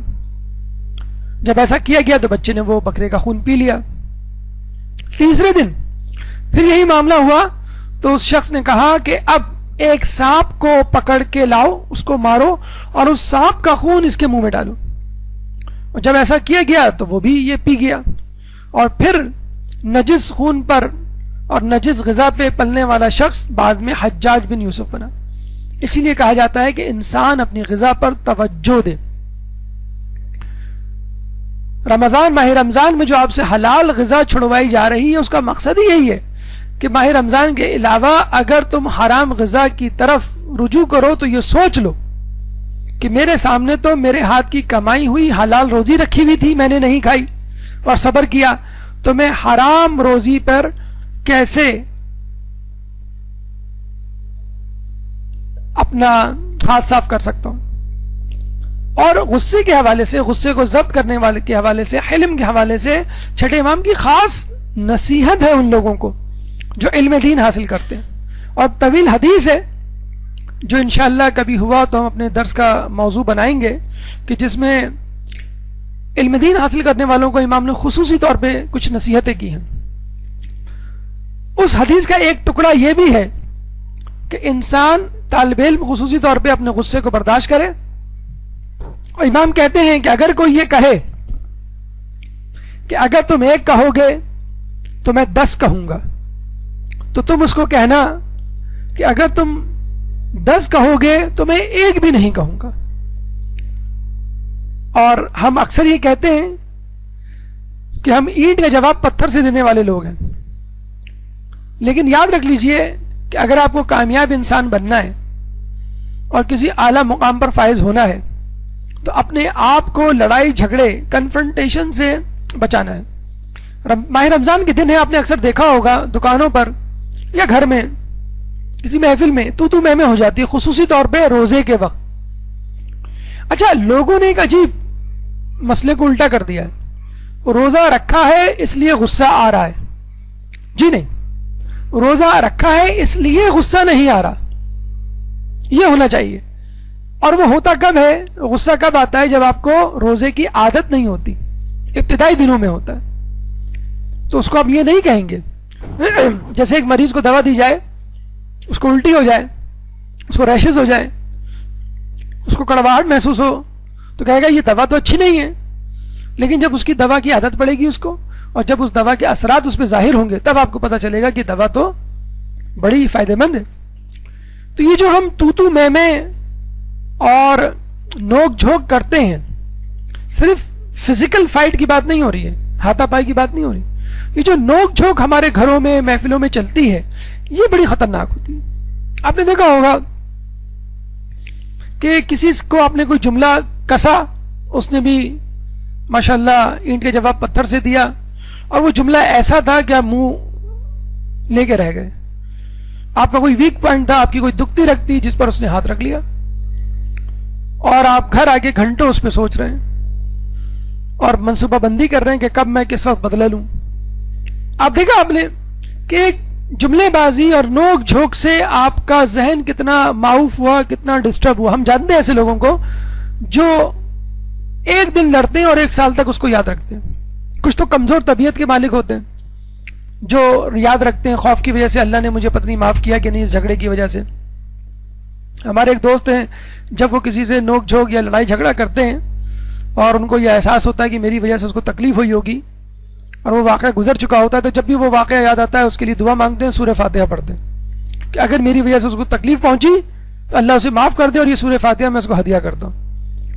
تو آپ نے خود غور کیا ہوگا، جو دن آپ نے لڑائی جھگڑے میں گزارا، اس دن میں کوئی پروڈکٹیوٹی نہیں ہوتی، کوئی کام نہیں ہوتا، دماغ معاف ہوتا ہے، ذہن یکسو نہیں ہوتا. بالکل ایسی مثال ہے کہ 2 افراد ایک دروازے کو کھول رہے ہوں لیکن مخالف سمتوں میں. اگر یہی 2 افراد دروازے کو ایک سمت میں کھولیں، ان کا مقصد ہے دروازہ کھلنا، دروازے کو کھولا جائے تاکہ آم و درفت ہو سکے. اگر یہی 2 افراد ایک جگہ ایک سمت میں دروازے کو دھکا دیں، دروازہ کھل جائے گا. لیکن یہی افراد چاہے جتنا زور لگا لیں، دروازے کو مخالف سمت میں کھینچیں گے تو کبھی دروازہ نہیں کھلے گا. ہمارے گھروں میں بھی یہی حال ہے. ایک دوسرے کو نیچا دکھانے کے لیے اس کی اچھی بات کو بھی برے انداز سے پیش کیا جاتا ہے. بہو شاپنگ پہ چلی جاتی ہے تو کہا جاتا ہے دیکھا یہ رمضان کے دن ہے، ان کو شاپنگ سے فرصت نہیں. وہی بہو جب ساس کے لیے جوڑا لے کر آتی ہے، میں آپ کے لیے جوڑا لینے گئی تھی عید کا، تو وہ ساری کوفت دور ہو جاتی ہے. تو جو سوء ظن تھا وہ حسن ظن میں تبدیل ہو جاتا ہے. تو اگر آپ پازیٹیو اپروچ رکھیں اور جسے کہتے ہیں کہ حسن ظن رکھیں، اور حسن ظن رکھتے ہوئے یا کم از کم یہ بات ذہن میں رکھ لیں کہ جو میرا مومن بھائی یا مومنہ بہن ہے سامنے، اگر وہ مجھے کچھ برا بھلا کہہ رہی ہے، میری حق تلفی کر رہی ہے، ہو سکتا ہے اس میں کوئی مصلحت ہو، وہ خود بھی کسی تکلیف سے جسے کہتے ہیں گزر چکی ہو، یا میرے ہی فائدے کی اس میں کوئی بات پوشیدہ ہو. فوکس، روزہ ہمیں فوکس کرنا سکھاتا ہے، توجہ.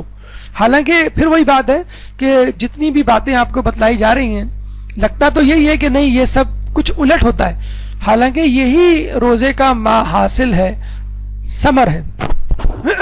ایک درود پڑھ دیں محمد والے محمد پہ.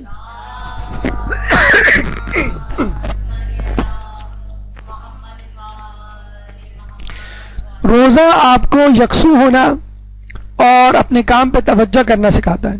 غافل لوگوں کے لیے اللہ فرماتا ہے اولئک کالانعام بل ہم اضل، وہ لوگ جانوروں کی طرح ہیں، مویشیوں کی طرح ہیں، بلکہ ان سے بھی زیادہ گمراہ.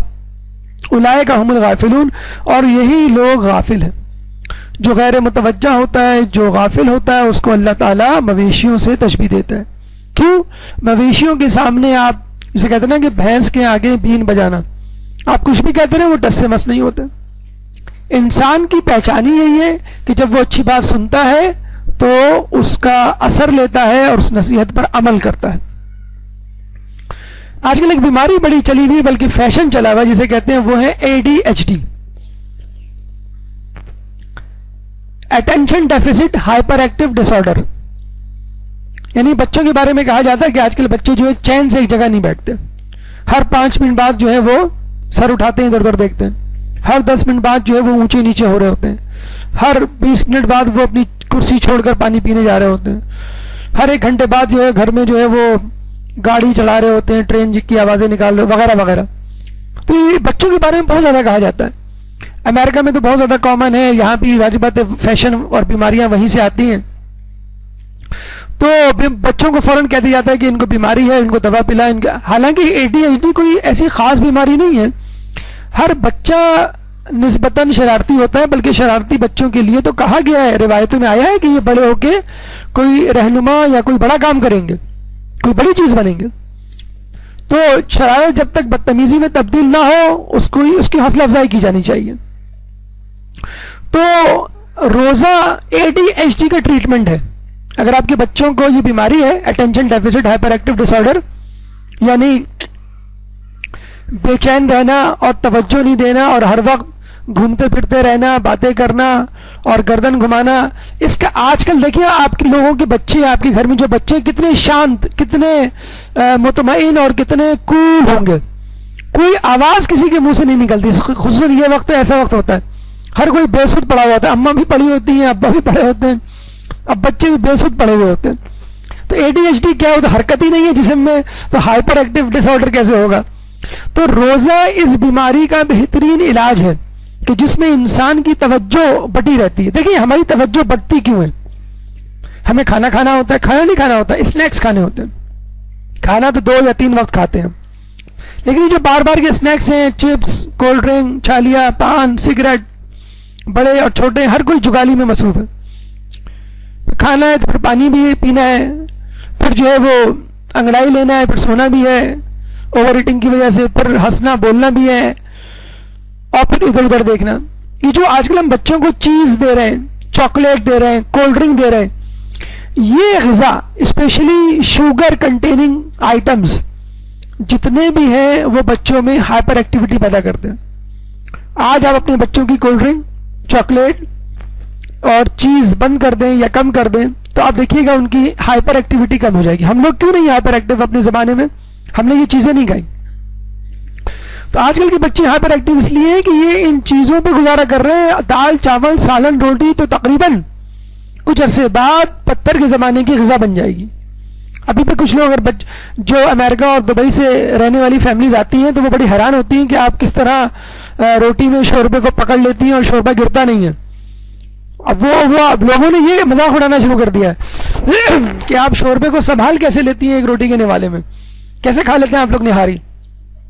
تو یہ لکوڈ ڈائٹ اور سالن, شوربہ, دال تو خیر ہم لوگوں نے چھوڑ دی تھی, تو سالن جو ہے وہ آج کل کے بچوں نے چھوڑ دیا, ہماری سنت پہ تو ہاتھ آگے جاتے ہوئے.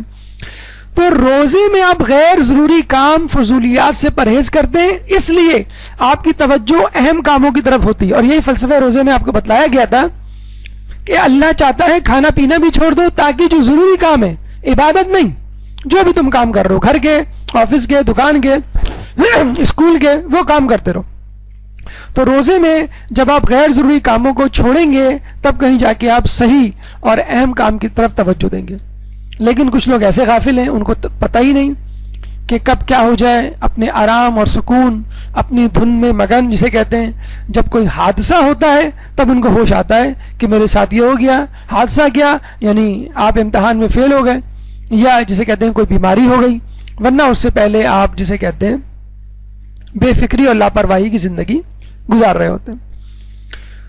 چھٹا دنیاوی فائدہ جو روزے سے ہمیں ملتا ہے وہ فضولیات سے پرہیز. ایک درود پڑھ دیں محمد والے محمد پہ.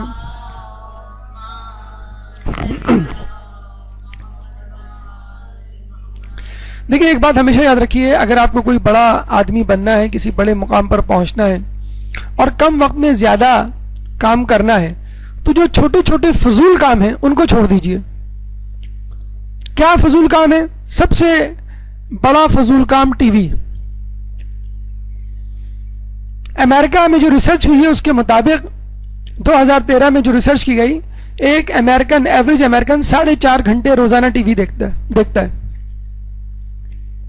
یعنی یوں سمجھ لیے 31.5 گھنٹے ہر ہفتے, اور تقریباً 2 مہینے اگر ان کو جوڑ کے ایک ساتھ کیا جائے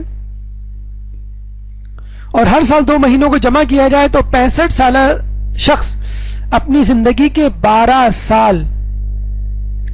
سال میں ایک انسان جسے کہتے ہیں کہ انجینئرنگ کی ڈگری, ڈاکٹر کی ڈگری, ایم اے کی ڈگری, کئی مرتبہ 3 ڈگریاں بلکہ لے چکا ہوں. 12 سال میں تو ہمارے حوزے علمیہ میں عالم دین بن جاتا ہے انسان.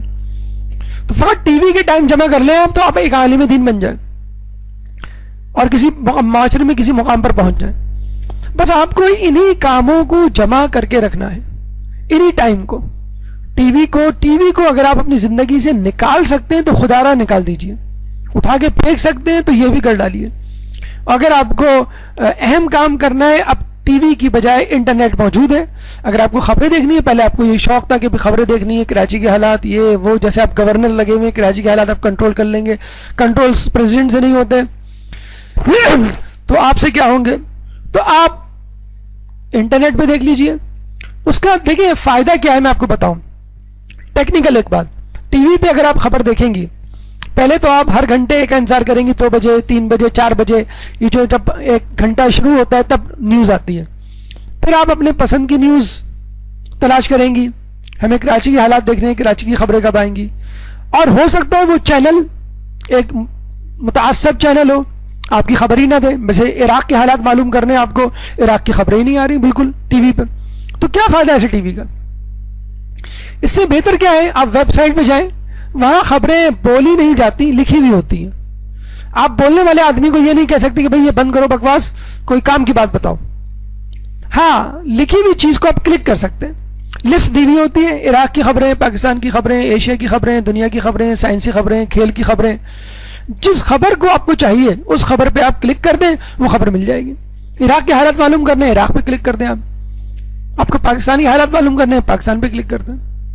اب تو بہت اچھی اچھی ویب سائٹ آ گئی ہے کہ آپ جسے کہتے ہیں, اور موبائل بھی ماشاءاللہ آپ کے پاس موجود ہیں, آپ کے پاس آئی پیڈز موجود ہیں, ٹیبلٹ کمپیوٹر موجود ہیں.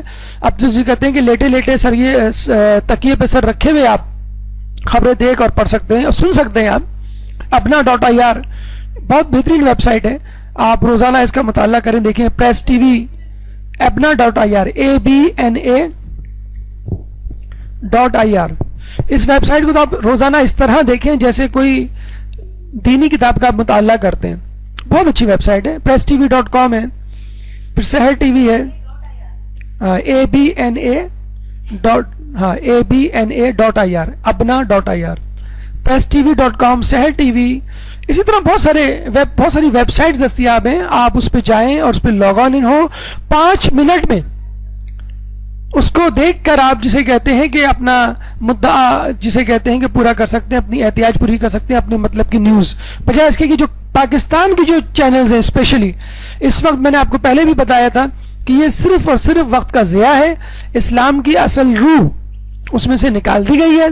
اس پروگرام کو جو پیش کیا جاتا ہے فقط کمرشل پرپس کے لیے. جو اسلام پیش کیا جاتا ہے وہ ڈائٹ اسلام ہے، جو رمضان پیش کیا جاتا ہے وہ ڈائٹ رمضان ہے. جیسے میٹھی چیز میں سے آپ چینی نکال دیں تو اس میں سے روح نکل جائے گی. تو یہ وہ اسلام ہے جو آپ کے سامنے پیش کیا جا رہا ہے. انٹرنیٹ کا استعمال کم سے کم کریں، اور انٹرنیٹ کھولنے سے پہلے، لاگ ان ہونے سے پہلے آپ سوچ لیں آپ کو کیا پڑھنا ہے، کیا دیکھنا ہے. یہ نہیں کہ پہلے میں کھولوں دیکھوں کیا ہے، نہیں. ہزاروں لاکھوں ویب سائٹس ہیں. آپ یہ دیکھیں مجھے کون سی ویب سائٹ پہ جانا ہے، مجھے کیا چیز پڑھنی ہے، کیا کام کرنا ہے. اور اس کے علاوہ کوئی ویب سائٹ پاپ اپ ہو جائے، یعنی اس کی ونڈو کھل جائے یا ایک دم سے ایڈ آ جائے تو اس کی طرف توجہ نہ دیں.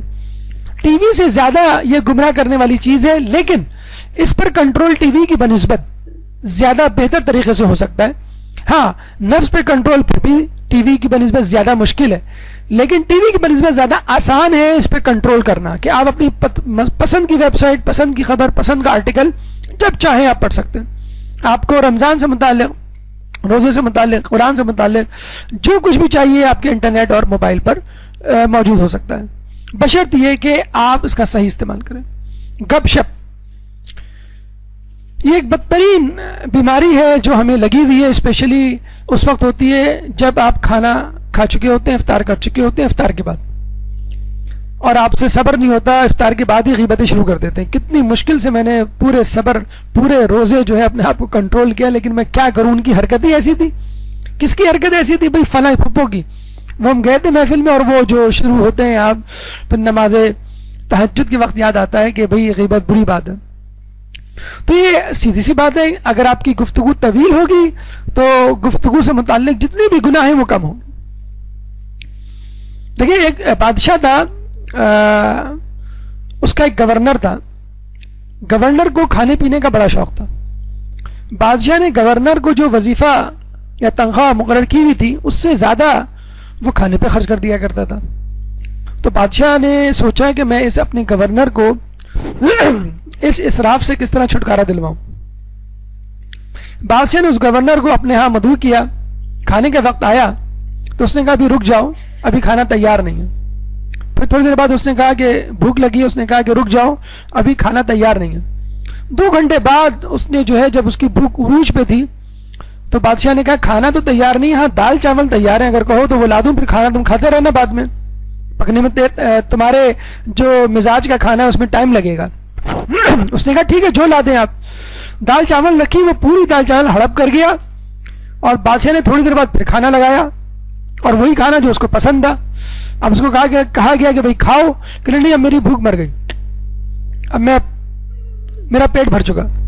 تو بادشاہ نے کہا کہ دیکھو پیٹ دال چاول سے بھی بھر سکتا ہے، تو پھر ہم اپنے پیٹ کو انواع اقسام اور لذیذ غذاؤں کا عادی کیوں بنائیں.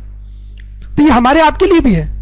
افطار پہ اگر پکوڑے، چھولے، سموسے، کٹلس اور دہی بڑے اور جو بھی چیزیں آپ کھاتے ہیں وہ نہ بھی ہوں، دال چاول رکھ دیے جائیں، وہ بھی آپ کو لذیذ لگیں گے. بھوک کھانے کی چٹنی ہے، امام کی روایت ہے. روزہ یہی سکھا رہا ہے کہ پہلے اپنے آپ کو بھوکا رکھو، جب شدید ترین بھوک لگے پھر کھاؤ. جو کچھ بھی تم کھاؤ گے وہ تمہیں بریانی متنجن سے کم نہیں لگے گا. تو روزہ ہمیں یہی سکھاتا ہے. ہمارے ایک جاننے والے، ان کے بارے میں سن کے ہمیں بڑی حیرت ہوئی اور خوشی ہوئی کہ انہوں نے اپنی بیگم کو پکوڑے پکانے سے منع کر دیا، اور یہ کہا ہے کہ جتنا وقت تمہارے پکوڑے پکانے میں لگتا ہے اتنا وقت تم اپنی عبادت میں لگا دو. بتائیں، اسی کراچی شہر میں ایسے لوگ بھی موجود ہیں. کچھ لوگ تم پکوڑے میں نمک کم ہو جائے تو بیگم کو جو ہے وہ پریشان کر دیتے ہیں کہ تم نے کیا پکا دیا اور تم نے پکوڑے پکانے اب تک نہیں سیکھے. تو کچھ لوگ ایسے بھی ہیں جو بیگمات کا خیال رکھتے ہیں. اس کا مطلب یہ نہیں کہ آج سے جا کر آپ پکوڑے بند کر دیں اور اس کی جگہ 2 رکعت 4 رکعت. شوہر کی خدمت ہی آپ کی عبادت ہے، اور شوہروں کو بھی چاہیے کہ اپنی بیگمات کو خاتون خانہ کو اتنی زیادہ اذیت اور مصیبت اور پریشانی میں زحمت میں مبتلا نہ کریں کہ دن بھر آپ کی گفتگو اور مقصد اور موضوع جو ہے وہ پکوڑے ہو. 7واں فائدہ جو روزہ ہمیں دیتا ہے وہ ہے ٹائم مینجمنٹ. ایک درود پڑھ دے محمد والے محمد.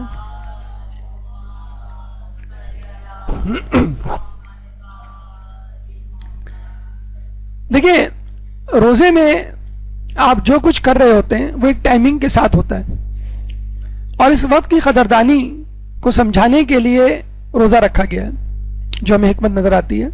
قرآن میں اللہ فرماتا ہے اولم نعمرکم ما یتذکر فیہ من تذکر, کیا تمہیں اتنی عمر نہیں دی گئی تھی کہ نصیحت پکڑنے والے نصیحت پکڑ لیتے. تو بس جس طرح سحری کا ایک ٹائم معین ہے کہ اگر آپ نے وقت مقررہ پہ سحری نہ کی تو روزہ گیا. نماز کے لیے نہیں ہے, نماز کے لیے ہے لیکن بہت زیادہ آپ کے پاس ٹائم ہوتا ہے اس کو دوبارہ اس کو کرنے کے لیے. اول وقت ہوتا ہے, فضیلت کا وقت ہوتا ہے, پھر قضا کا وقت آتا ہے. تو روزہ بھی ہمیں یہی سکھاتا ہے کہ اگر آپ سحری میں نہ اٹھے تو بس بن سحری کا آپ کو روزہ رکھنا پڑے گا. اسی طرح افطاری کا ایک وقت معین ہے, افطاری بھی کرنی ہے, سحری بھی کرنی ہے, نماز شب بھی پڑھنی ہے, دیگر واجب نمازیں بھی ادا کرنی ہیں, اذکار بھی پڑھنے ہیں, آفس بھی جانا ہے, خواتین کو گھر کا کام بھی کرنا ہے, بچوں کو اسکول کا ہوم ورک بھی کرنا ہے, ٹائم کو مینج کرنا ہے. اور آپ نے دیکھا ہوگا کہ ماہ رمضان میں ٹائم ٹیبل بنانے کی ضرورت نہیں پڑتی, ورنہ آپ روزانہ ٹائم ٹیبل بناتے ہیں اور اس کو کاٹتے ہیں. رمضان میں خود بخود ٹائم بن جاتا ہے, ٹائم ٹیبل بن جاتا ہے, کس وقت کیا کرنا ہے سب سمجھ میں آ جاتا ہے. اور ایک آٹومیٹک مشین کی طرح انسان جسے کہتے ہیں اس ماہ رمضان میں موو کر رہا ہوتا ہے, ایک روبوٹ کی طرح, کہ ہر کام وقت پر ہو جاتا ہے اور کسی چیز کی کوئی چھٹی نہیں ہوتی. ہر کام کے لیے ایک ڈیڈ لائن ہوتی ہے, اتنے بجے افطاری, اتنی بجے سحری, اتنے بجے نماز. بس اللہ چاہتا ہے کہ یہی ڈیڈ لائن کا طریقہ کار آپ اپنی زندگی میں بھی جاری اور ساری کر لیں. دیکھیں موت کا فرشتہ آپ کے پیچھے لگا ہوا ہے, کبھی بھی کسی وقت وہ آپ کو آ سکتا ہے, دبوچ سکتا ہے. اس سے پہلے کوئی مصیبت کی گھڑی, کوئی حادثہ اور موت آپ کو دبوچ لے, اپنا کام ختم کر لے. آپ کو شاید نہیں معلوم ہوگا کہ جو بڑی بڑی کمپنیز ہوتی ہیں ان میں جب دن اختتام کو پہنچتا ہے تو ان کے تمام ورکرز کو, اسپیشلی جو کمپیوٹر پہ کام کرتے ہیں, ان کو کہا جاتا ہے کہ آپ اپنے کمپیوٹر آف کرنے تک, یعنی آپ کو اپنا پروگرام سوئچ آف کرنے اور کمپیوٹر بند کرنے کے لیے 5 منٹ دیے جا رہے ہیں. اور یہ 5 منٹ بعد کمپیوٹر اگر آپ نے آف نہیں کیا اور اگر آپ باہر نہیں نکلے تو دروازے آٹومیٹک ہوتے ہیں, وہ لاک ہو جاتے ہیں. اگر آپ نے 5 منٹ میں اپنا کمپیوٹر اور پروگرام آف نہیں کیا تو آپ اسی کمرے میں لاک ہو جائیں گے اگلی صبح تک, یعنی آپ کو چھٹی نہیں ملے گی اور پھر دوبارہ آپ کو آفس کا کام کرنا ہے.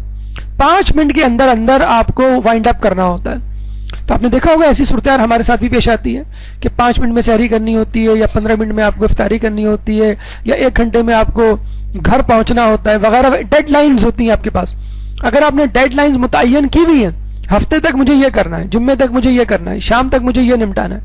اس طرح روزہ آپ کو سکھاتا ہے کہ 3 بجے تک مجھے اٹھنا ہے, 3:30 تک سحری تیار کرنی ہے, 4 بجے تک سحری کر لینی ہے, 4:20 سے پہلے جو ہے مجھے نماز شب پڑھ لینی ہے, پھر 4:30 پہ جو ہے مجھے فجر پڑھنی ہے. تو یہ خود بخود ڈیڈ لائنز ہیں جو آپ کے ذہن میں متعین اور معین ہو جاتی ہیں. اسی طرح آپ کو عام زندگی میں بھی مختلف امور کے لیے ڈیڈ لائن مقرر کرنی ہے, ورنہ ہوگا یہ کہ آپ بڑے مزے سے دنیا کے سمندر میں غوطے لگا رہے ہیں اور گھوم پھر رہے ہیں, اور موت کا فرشتہ جو ہے منہ کھولا اپنی افطار کھولنے کا انتظار کر رہا ہے. اور اگر آپ یہ فائدے نہیں اٹھا پاتے تو یقین کر لیجئے آپ سستی کا شکار ہیں, کیونکہ مولا کا قول ہے کہ محرومی کا ایک سبب سستی ہے. جو ہم کہتے ہیں نا کہ رمضان کے اتنے فوائد ہیں لیکن پھر بھی ہم فوائد نہیں سمیٹ پا رہے, تو اس کی وجہ یہی ہے کہ ہم نے ماہ رمضان کو, روزوں کو سستی میں تبدیل کر دیا. سستی, کاہلی اور نیند کا ایک طریقہ ہم آپ کو بتاتے چلیں. 20 منٹ کا قیلولہ آپ کے لیے بہترین ہے اگر آپ چاہتے ہیں کہ نیند کی تلافی کر سکیں جو رات میں کم ہوئی تھی آپ کی, لیکن 20 منٹ سے زیادہ کا نہ ہو, 20 سے 40 منٹ, 20 سے کم نہ ہو, 40 سے زیادہ نہ ہو. باقاعدہ یورپ میں لوگوں کو ٹیکنیکس بتائی جا رہی ہیں کہ آپ دن میں آفس میں یا جہاں بھی آپ کام کر رہے ہیں 20 منٹ سیو کر کے بیٹھے بیٹھے وہیں پہ ٹیک لگا کے کیسے سو سکتے ہیں. ایک شاپنگ مال میں باقاعدہ یہ کمپٹیشن ہوا کہ کون 20 منٹ سو کے دکھائے گا. یعنی 20 منٹ سونے کا مطلب ہے 20 منٹ سو کر پھر اٹھ بھی جائے گا. یہ نہیں کہ 20 منٹ میں سوئیں اور پہلا 2 گھنٹے تک آپ سوتے رہے. تو 20 منٹ تک کون سو کے دکھائے گا. اور جسے کہتے ہیں کہ اب یورپ میں قیلولے کی جو سنت ہے, جو رسول کی سنت ہے, وہ اب زور پکڑ رہی ہے. تو اگر آپ کی نیند کم ہوتی ہے رات میں تو آپ دیکھا ہوگا آپ نے کہ لوگ اپنی نیند پوری کرتے ہیں دن میں. اس کو آپ ضروری نہیں ہے کہ اس کے لیے آپ کو بیڈ بچھایا جائے, کوئلٹ لائی جائے اور پھر کیا نام کہ اے سی چلایا جائے, پردے جو ہیں وہ گرائے جائیں. نہیں, یہ کوئی ہمیشہ کی ابدی نیند سونے نہیں جا رہے ہیں. آپ کو 20 منٹ سونا ہے پھر اٹھ جانا ہے. اور بہتر یہی ہوتا ہے کہ آپ صوفے پہ ٹیک لگا کر کرسی پہ بیٹھے بیٹھے سو جائیں, بجائے اس کے کہ بالکل اہتمام کے ساتھ آپ سوئیں. تو یہ آپ کی نیند کی کمی جو رات میں تھی وہ پوری کر دے گا. ورنہ ہوگا یہ کہ آپ دن میں بیٹھے ہوئے بھی ہوں گے تو لگ رہا ہے کہ آپ سو رہے ہیں, بالکل جسے کہتے ہیں زندہ لاش کی طرح. یہ لگ رہا ہے صاف کہ افطاری سے پہلے کھینچی گئی تصویر ہے. ترک عادات. ایک درود پڑھ دیں محمد والے محمد میں.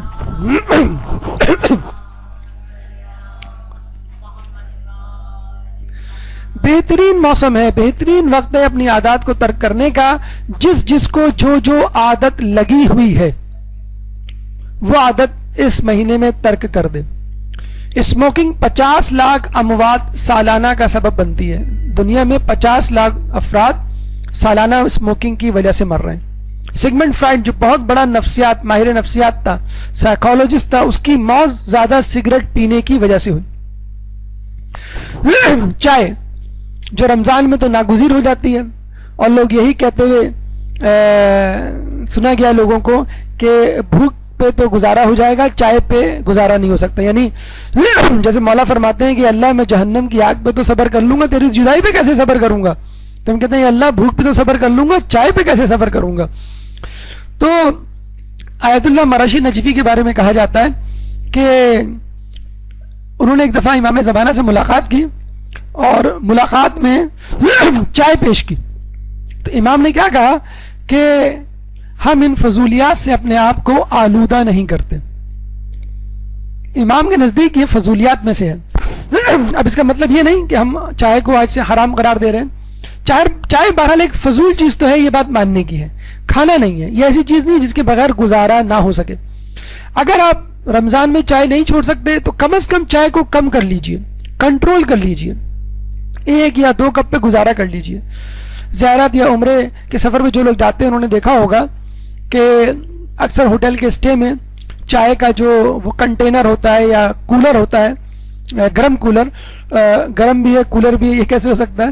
بہرحال چائے کی جو وہاں ٹنکی رکھی جاتی ہے 24 گھنٹے کے لیے, تو لوگ ہر 2 گھنٹے بعد چائے پینے آ رہے ہوتے ہیں. چائے 24 گھنٹے اگر دستیاب ہے اس کا مطلب یہ نہیں ہے کہ ہر 2 گھنٹے بعد پینا واجب ہے. تو کچھ لوگ رمضان میں زبردستی اس پہ اپنے اوپر واجب کر لیتے ہیں. کوشش کر کے دیکھیے کبھی ایک آدھ وقت کی دن کی چائے اسکپ کر کے, یا اگر آپ چائے کے عادی ہیں تو کم از کم اس کو کم کر کے دیکھیے.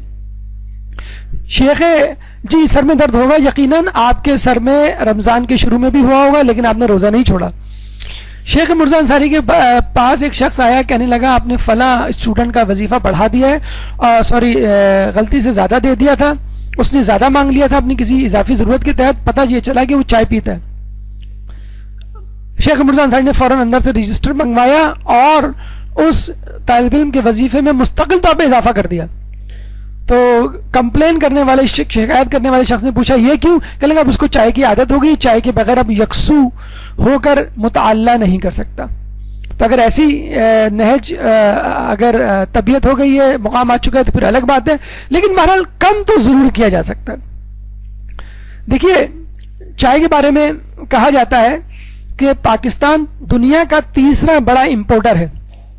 پوری دنیا میں 157 کنٹری ہیں, پاکستان میں 3رے نمبر پہ چائے امپورٹ ہوتی ہے, اور 7واں بڑا ملک ہے جہاں چائے پی جاتی ہے. سب سے زیادہ انڈیا میں پی جاتی ہے, اور پر کیپیٹم یعنی پر انڈیویجول دیکھا جائے تو ترکی میں سب سے زیادہ چائے پی جاتی ہے. بہرحال چائے کے الگ نقصانات ہیں اگر زیادہ مقدار میں پی جائے, مثلا ہارٹ اٹیک, ہارٹ بیٹ کا زیادہ ہونا, اور نیند کا جو غائب ہونا, آج کل جو انسومنیا کی بیماری ہے. بہرحال چائے کو اگر ختم نہیں کر سکتے کم از کم کریں. पान गुटखा मेमपुरी ये तो बिल्कुल वाज़ेह हो चुका है कि ये मुंह के कैंसर का, हलक के कैंसर का सबब बन रहे हैं और पाकिस्तान में ये वबा तेजी से फैल रही है। तो पान गुटखा मेमपुरी या इस जैसी दूसरी आदतों में, इल्लतों में, लतों में जो मुब्तला अफराद हैं, रमज़ान का महीना बेहतरीन है। तो इस माह रमज़ान में ये कोशिश कीजिए कि इन आदतों से आप छुटकारा पाएं। एक आदत है ज़ाती अना में मुब्तला होना। हमारी गुफ्तगू का नवा मरहला, नवा फ़ायदा जो इस रमज़ान से हमें मिल सकता है, माह रमज़ान से। देखिए, रमज़ान में आपकी अना को बड़ी ठेस पहुंचती है। आप सो रहे हैं, आपको आदत है 7-8 बजे उठने की, आपको उठाया जा रहा है 4 बजे। आपको आदत है बगैर नाश्ते के घर से निकलने की और आपको 4 बजे मुंह में ठुसाया जा रहा है कि रोज़ा रख लो, सहरी कर लो वरना रोज़ा लगेगा। आपको आदत है रात को 11 बजे खाने की, आपको 7:40 पे जो है वो बिल्कुल फुल मील और एक शाही दस्तरखान बिछा के दिया जा रहा है। आपको आदत है दोपहर का खाना ज़्यादा खाने की क्योंकि आप नाश्ता नहीं करते, लेकिन आपको कहा जा रहा है कि दोपहर का खाना ना खाओ। आपको आदत है जल्दी सो जाने की और रमज़ान में अक्सर आपको लेट सोना होता है। आपको लेट उठने की, जल्दी उठाया जा रहा है। तो ये सब क्या है, आपके रूटीन में तब्दीली की जा रही है ताकि आपकी पसंद नापसंद एक तरफ हो जाए और अल्लाह की पसंद नापसंद आपके ऊपर हावी हो जाए। इसको कहते हैं गो विद द फ्लो, हालात के मुताबिक अपने आप को ढाल लेना। और एक मोमिन को दुनिया के हालात के मुताबिक अपने आप को नहीं ढालना है, बल्कि अल्लाह की मर्जी के मुताबिक अपने आप को ढालना है। तो ये असल माह रमज़ान और रोज़े का पैगाम है कि इंसान अपने आप को, अपनी तबीयत को, अपने मिजाज को अपनी पसंद नापसंद की ऐनक से ना देखे, बल्कि खुदा की रजा की तरफ से देखे। कई मर्तबा ऐसा होता है कि आप इफ्तार पार्टी में जाते हैं, आपको आदत है पकोड़े छोले खाने की, वहां पे रोल रखे होते हैं, वहां समोसे रखे होते हैं। आपको आदत है लाल शरबत पीने की, वहां जो है वो काला शरबत रखा हुआ होता है। आपको आदत है इफ्तार के फौरन बाद चाय पीने की, चाय वहां पे आपको आधे घंटे बाद दी जाती है। तो इफ्तार पार्टी में मैंने नहीं देखा किसी को, मेरे तजर्बे से नहीं गुजरा कि वो बड़ा खुश हुआ हो। हर शख्स चाहता है कि यार अपने घर के छोले पकोड़े समोसे कैसे ही क्यों ना हो, वो अपने घर के होते हैं। अपने घर की एक खास चाय होती है, अपने घर में एक खास जगह होती है जिसमें इफ्तार के बाद नींद दराज होकर आप लेट जाते हैं। तो एक खास वक्त होता है जो इफ्तार का अपने घर में गुजार रहे होते हैं, लेकिन यही वक्त बाज़ औक़ात आपको बाहर गुजारना होता है। लेकिन अपनी अना को ठेस पहुंचाकर दूसरे का दिल रखने के लिए खुदा की इताअत में आप ये काम भी कर गुजरते हैं। और एक और चीज जो कभी कभी लेकिन होती जरूर है, वो है इमरजेंसी की कैफियत। आप ऑफिस से आ रहे हैं, रास्ते में फंस गए, ट्रैफिक जैम, और आपको मालूम है मैं घर नहीं पहुंच पाऊंगा। चेहरे पे क्या कर्ब और मुसीबत के आसार होते हैं। बस आप ये सोच लीजिए कि रोजा 1 घंटे बाद खुलना है, रोजे का टाइम 7:40 नहीं है बल्कि 8:40 है, लेकिन बेचारे जो रास्ते में खड़े होते हैं और ट्रैफिक जैम में फंस जाते हैं, उनकी शक्लें देखने वाली होती हैं। या आप जब सुबह उठे तो पता चला कि सब लोग नमाज पढ़ने में मशगूल हैं और सहरी हो चुकी, और आपको उठा उठा के थक गए और आप नहीं उठे। लगता है कि बस कोई आसमान सर पे गिर पड़ा हो, जमीन शक हो जाए, आप उसमें चले जाएं कि बगैर सहरी का रोजा। तो इस किस्म के इत्तेफाक जब आपको पढ़ना लिखना हो, जब चाय ना मिले तो आपके सर में दर्द हो जाए, और उसी कैफियत में कहा जाए कि आपको पढ़ना भी है, आपको टेस्ट भी देना है, आपको मदरसे भी जाना है, तो उस वक्त आपको एहसास होता है कि इंसान को हर किस्म की इमरजेंसी के लिए तैयार रहना चाहिए। और ये इमरजेंसी वाली कैफियत आपको माह रमजान और रोजा ही दे सकता है। और आपको ये इमरजेंसी वाली कैफियत से नबर्द आजमा होने की मश्क और तमरीन का फायदा उस वक्त होगा कि जब एक आने वाला आएगा और उसके साथ आपको पूरी जिंदगी एक इमरजेंसी वाली कैफियत में गुजारनी है कि जब तक दुनिया अदल से ना भर जाए कि जिस तरह वो जुल्म से भरी हुई होगी। ये गुफ्तगू हमारी रमज़ान से मुताल्लिक रोज़े से मुताल्लिक मुकम्मल हुई। रोज़े से हासिल होने वाले दुनियावी फ़वाइद अपने अख्ताम को पहुँचे। अगर इस मौजू से मुताल्लिक आपके जहन में कोई सवाल हो तो आप कर सकते हैं। काबिल सवालात भरपूर सलावत।